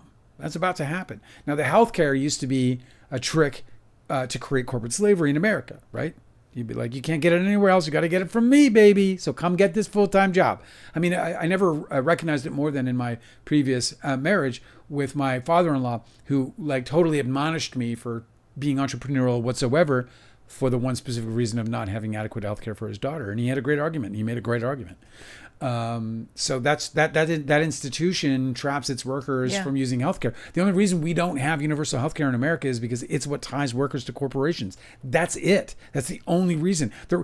Corporations get everything they want. They get every tax break they want. They get everything you want. You think if they'd want to get rid of that very expensive copay that they have to pay every month for your insurance, you'd think they'd want to get rid of that expense. I know they said the U.S. government is just the legislative branch for the corporations. Of course. Of course. So they're going to get what they want. They're going to get the robots. They're going to get the AI. They're going to get the 24-hour employee. But they still have a need, because the one loop that they had in this perfect little corporate slavery scheme they have is the loop that had you buying their products at the end of your workday. Yeah, I know. When renting their homes. If nobody's consuming, they lose out too. They need that consumer. So what they had was this, double benefit. They were like, I got my shit made by this guy, and then he bought my shit with the same money I paid him with. They still need that person to go buy the shit, because the robots, they don't buy nothing. They want for nothing. So what's going to happen? A little oil. What's going to happen is UBI. What's going to happen is they're going to find. Way. They're never going to do that. It's going to happen. No, it's too nice. That's like. It's going to happen. That would like fix so many problems. They're never going to do that. No, it's going to happen because they have to have us spending money. If the job isn't there, right? Like they just launched the first fleet of trucks that are driverless semi-trucks. Mm-hmm. Those jobs are going to go away. And the problem that they, back in the day when an industry got replaced, when vinyl industry or whatever, when an industry kind of fell out, it was the old get some training and get a new job. That was your solution. And you'd go to your local unemployment office and start working through the system to try to get yourself employed if you didn't already have sort of a backup plan, right? The problem now is that AI and all these other robots in general, they're already there taking the jobs that you would go and try to get after losing the one you just lost. So there's an exponential loss of jobs, and if you can't, so that's why UBI is the inevitability, because there's no possible way to employ somebody if the job is already filled by a bot. I'm not convinced that the plan that would make the most sense is ever what they would go for. And it's not up to us. That's the problem. The crossroads, the age of Aquarius, is when what makes sense for them and makes sense for us crosses at the same time in this weird total spectrum of life. As soon as those two things cross, and that's what's about to happen. Their needs, us spending money on their goods, and our need, the money to do that, but their need is to have their jobs fulfilled. So these two things are going to cross at the same time. They're going to need us to make money while at the same time having the luxury of not having to employ us, and also getting more efficient work from bots, right? More efficient, 24-hour, never needs a lunch break. It's so depressing because like I definitely don't have like any debate about whether UBI is the best choice for everything. Like it's never like, I mean, it might not be. I'm not like doubtful that it would work. Like I definitely think it would. I'm doubtful that we would get that benefit.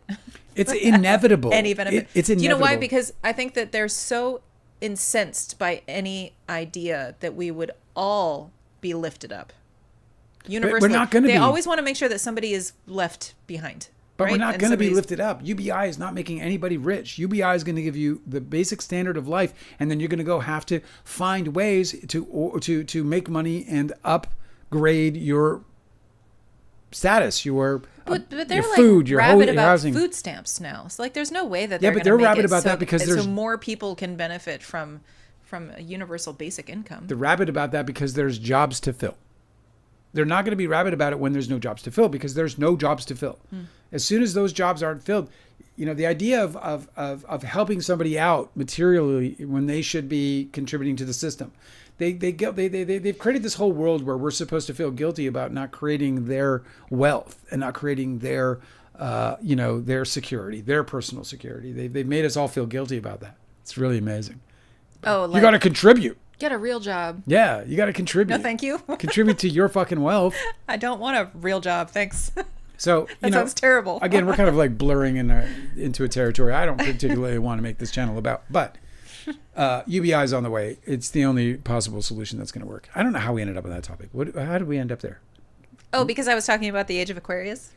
Age of Aquarius. I'm so excited about it because, UBI aside, it's also the idea, the age of Aquarius means big ideas, massive advancements, huge advancements. And so I'm excited about that because it's as if there's been this giant foundation for transformation that's been building for decades and decades. Another thing about Aquarius that's really, really beautiful is that it's all about structure of ideas, right? So like Aquarius is an air sign. It's a feminine air sign, and it's also ruled by Saturn. So what do you do when air signs are all about sharing ideas, and about idealistic thinking and conveyance of ideas, communication and stuff. But then Saturn is about structure and boundaries and barriers.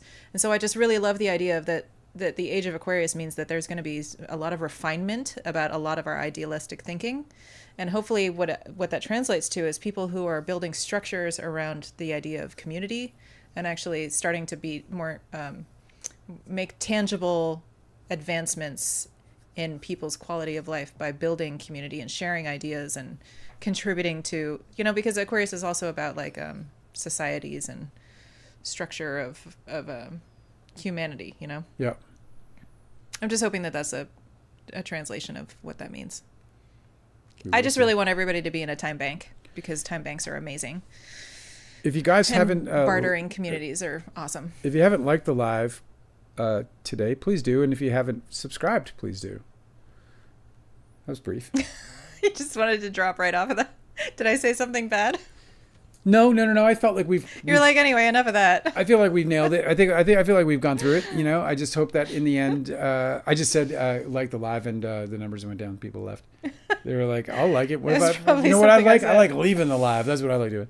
So, I just felt like, the point has been made. It's a lovely point.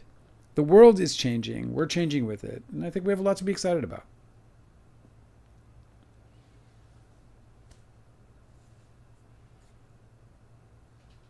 Nadine's here. Hey, good to see you. Hello, Nadine. Sorry about my my TikTok. TikTok is not good to me. It's mean to me. I would say it's mean to me. Then you should break up. I'm just going to go post my content there, but I'm not going to do lives anymore, I don't think. They just keep kicking me off, so what's the point? But now I got to make thumbnails, and now I got to fucking make, all these Don't complain. Goodies. Don't complain? Mm-mm. You don't want to do. You know what else I'm going to do? Tomorrow I'm going to read chapter 3. Do you guys want to hear the first paragraph? Hey, Alyssa had a comment about Don's Plum. Here's the first paragraph of chapter 3, a preview of tomorrow's read, and then we'll listen to Alyssa's comment. Here it goes. Oh, shit. I'm 55. Allow me, please. I woke up the next morning on the couch with a nasty hangover. After making some coffee, I sat on the stool next to Jeremy's beige touch-tone phone and picked up the receiver. I had 3 difficult calls to make. One to my mom, one to my brother, and the last one to my boss back in Vancouver. Oh, riveting. Riveting. God, what will happen next?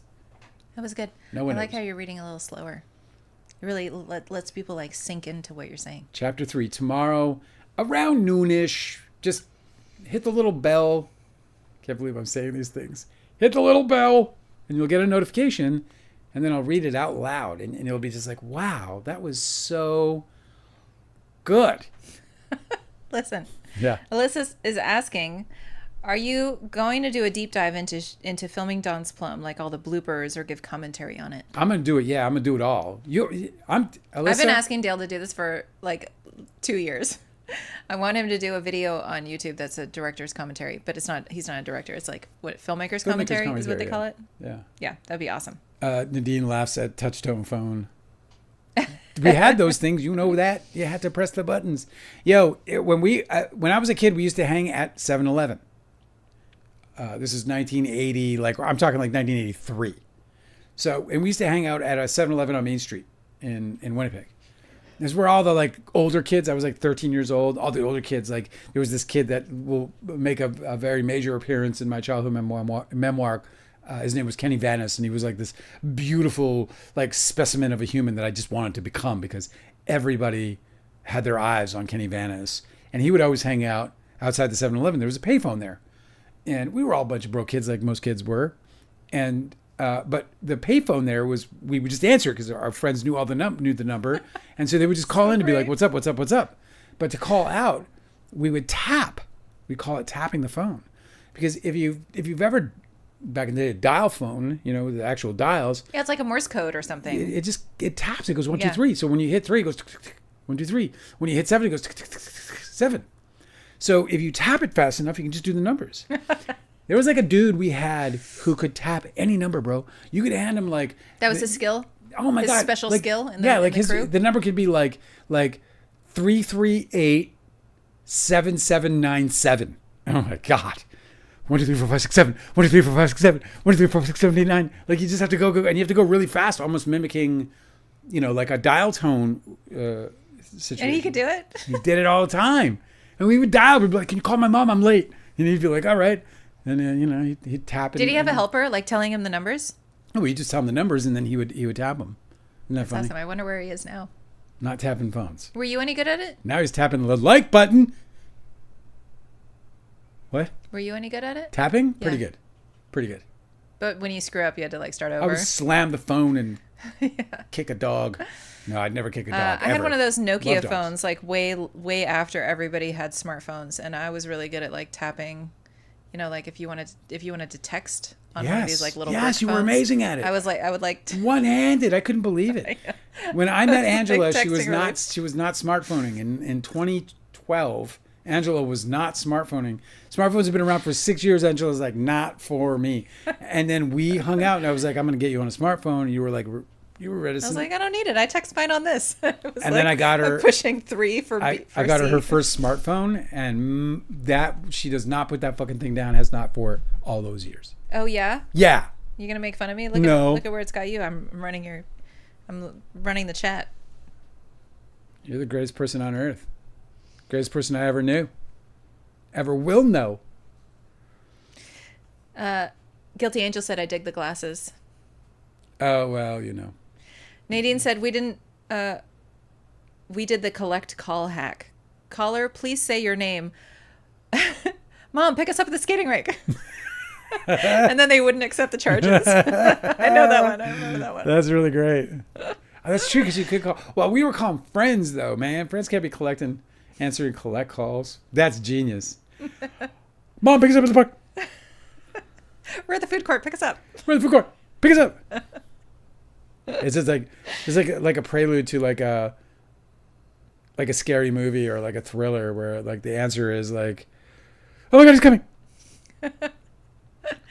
Nadine said, OMG, Angela, husband waited for years as well. He had a flip phone forever. Nadine's husband and me apparently have a lot in common. We listen to the same music. We went to the same concerts. Yeah. And we also were late holdouts to getting a smartphone. Rising. The reason why I didn't get a smartphone was because all of my friends had them and they were constantly breaking.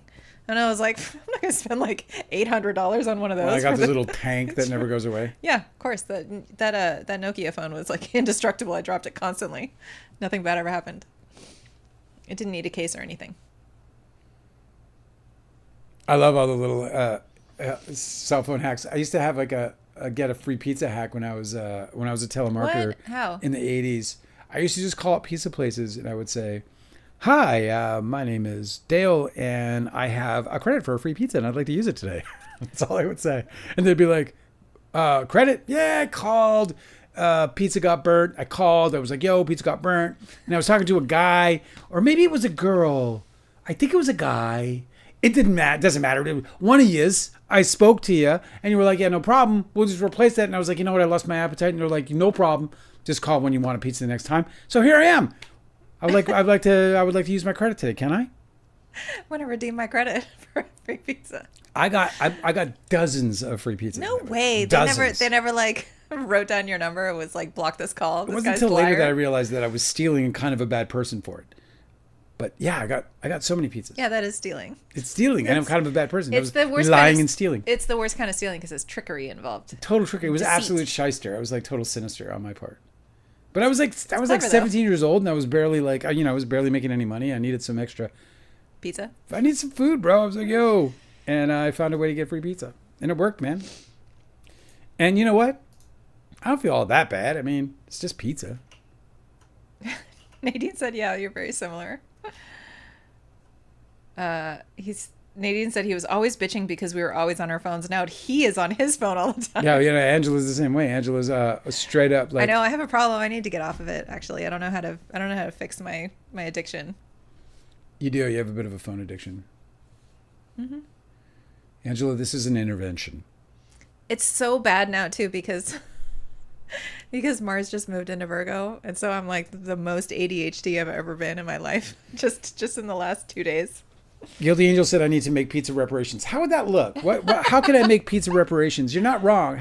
Should I buy pizzas and then give them out to people? Is that what I should do? Should I buy free pizzas and then should I call up a pizza place and say, I need to buy 3 pizzas. I'm trying to redeem myself. And then I just want you to give them to the next 3 people who call.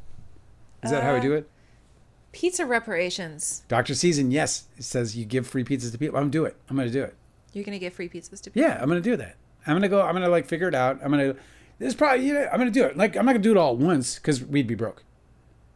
That's how many pizzas. I know. I was like, guys, do not encourage him to be wasting money on pizza, please. I'm going to do it. Pizza that we don't eat. I like it. I'm going to like my pizza reparations. Thanks, Guilty Angel. You're right, man. I got to take care of the Dharma. You know? Don't you think? It would be fun finding people to give free pizza to. If you can't read what's going through your head right now. I think she's probably very encouraged because everybody's assuming, so maybe there's a reason for them to, and her lawyers are also explaining this to her. So a bunch of lawyers seem to be on the same page about this, about how the worst charges seem to be acquitted. That they're finding not guilty on the worst charges. So she's got to feel pretty great about that. But whether it's a hung jury for the third means it's a hung jury for all of them, she doesn't know, and nobody knows whether the Commonwealth is going to put her through this again. You would think that there should be something illegal about it, because if they can't convict her after 2 trials, she should not have the burden of having to supply an attorney and a legal expert. I agree with you. What do you think she's going through tonight? I think she's exhausted and tired and wants it over with. I think she's extremely worried that she might face a third trial. I think the prospect of facing a third trial is likely diminishing to her spirit. So I think that I don't think she's ever felt like she was going to go to jail for this. I think in her own mind, I think that's why she did. That's why, and I mean, a part of the reason why they did the interviews was to help pay for her legal bills, because these guys are working, for free, essentially. I mean, they're not working for free because she's raising money, but anyway, she can't afford a third trial. If you're her attorneys, you got to walk after 2. There's no way you're trying a third case. This guy's got to move on. He can't make his whole life the Karen retrial. You know what I mean? And so without Jackson or Alessi, I think that it's just such a shame that probably pretty scary. Her lawyers are powerless at this point because it's in the judge's and the jury's hands. So the judge is going to direct the jury to deliberate as long as it takes until she decides that it's a hung jury, unless they decide and she decides. Dr. Susan, it's not like Karen Reed's attorney can like pitch them, fix it for them, do anything, you know. Yeah. Like things have somewhat changed in the deliberation, but they can't do anything about it. It's got to be agonizing. Dr. Susan said they just want to use all of her money and resources until she gives up. And this is what rich people do. And the state is basically acting like a rich person in this case. Is they just break you financially. They broke us financially in our case. They broke our attorneys. They just couldn't. And this is what will happen. Look, first of all, and the luck that the FBI got Arca involved, the luck. Like, she was never going to have that. Like that, she had Jackson, but Jackson wasn't going to foot the bill on having, the expense of that is outrageous. It's outrageous. Well, you saw, like, they were cool with wrecking the Lexus as opposed to the state's expert, right? The Commonwealth's expert was like, this fucking jokester painted his elbow. But the defense's expert was actually hired by the FBI. Nadine said, I hope they don't have a third trial. That's embarrassing. Dr. Susan said if they go after her again, she needs to move to Bali. For sure, bro. I would get out of the country. Yeah, totally. I would just be like, I'd be looking up. Italy. How long to get what is it like? How long, that's funny. How long to get a visa to a non-extradition country? Go to fucking Italy. Go to Italy and just change your last name to, something Italian. Move to Italy. It's a mess. Listen. I just don't think. I just don't understand this world. I don't understand a world that is so unfair that this woman has to go through 2 trials where the evidence is so awful, which is just shady evidence. Why this fucking judge has to stick up her ass, I don't understand. For this woman, she knows where her bread is buttered. She is trapped in a system just like everybody else in this trial. She has to work with these prosecutors. She probably has to run for re-election. She probably gets, strong-armed just like everybody else involved in this case. I don't think the judges are elected, are they? If she has to run for re-election, then yeah, they can definitely they can defund her re-election and they can put somebody else to replace her. If she wants to keep her job. I mean, I feel like if she's not a district attorney, is she? She's a judge. She's appointed. She doesn't run. Our local judges run. Do they? Judges don't run everywhere. Sometimes they're appointed, but sometimes they're elected. I don't know that because I'm a Canadian. I don't vote up in this house. I ain't a voter up in this house. So I don't know. If I'm Karen Reed, I'm exhausted, I'm tired, I'm afraid of a hung jury because while a hung jury means that I get to go home and have a drink without a trial, if the DA says they're gonna go again, she's got to fear losing Jackson and Alessi. Yeah. And she also I wonder whether she's expecting the FBI is going to do something. Like at what point are they going to do something? It's hard to say because they still might not have any evidence that can help them go forward with an investigation of their own because dog is gone, the house has got new owners, the basement floor allegedly replaced. There's just been an immense cover-up. So without any cooperation or any avenue to evidence, a discovery of some kind, which is what this trial is supposed to perform is all the discovery. We're supposed to see everything. So it's ostensibly the FBI getting a preview of what they're going to discover, including, of course, how their own evidence sits in a courtroom, how it sits with a jury. Oh, Dr. Susan said they're breaking her older parents, too. Yeah, you could see it on them. That father, bro. I watch him as... It's so weird how, like, she looks just like her dad. She looks just like her dad. And like, it's interesting because like if you were like dating her and then you're like, oh, huh. What, Dale? Is that what happened with us? You saw my parents and you're like, no, your dad, your dad, you don't look like your dad. No offense to your dad, but if you look like your dad, I probably wouldn't be all that interested. He's a fine looking dude. For a dude. But I'm looking for a fine looking woman.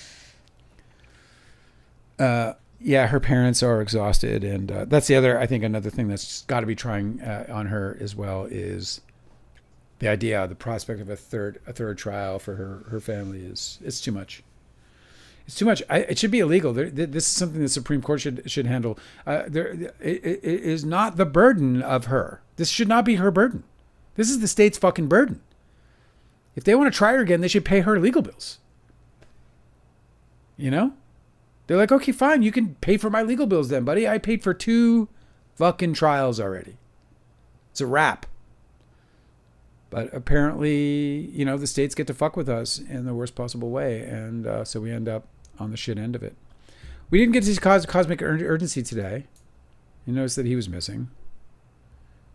And if that is his real name. It bums me out because, it was Phantom of the Paradise Day. Well, that's okay. You can tell him later when he shows up. I'm gonna talk about it one more time when he comes back. That's right. Thank you for coming and seeing us on YouTube, guys. We love and respect you so much. And I don't know if we'll be going back on YouTube or TikTok at all as far as streaming goes, but we will be posting content there.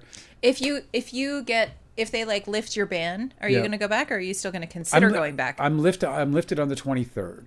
Oh. I'm suspended until the 23rd. That's so long from now. Yeah. So I don't know if I'm going to bother, at that point. Anyway, just respect you guys so much. We will be back tomorrow at 7 o'clock. Please, if you hit your notification button, you'll hear about me coming and reading, because I am reading, at least for the time being. Dr. Susan joined me today. We had Guilty Angel and a few others that joined me on chapter 1.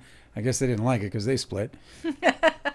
Please come and visit me, and I'll read to you tomorrow. In the meantime, good night. We're going to go eat some lychee nuts and watch some Korean murder.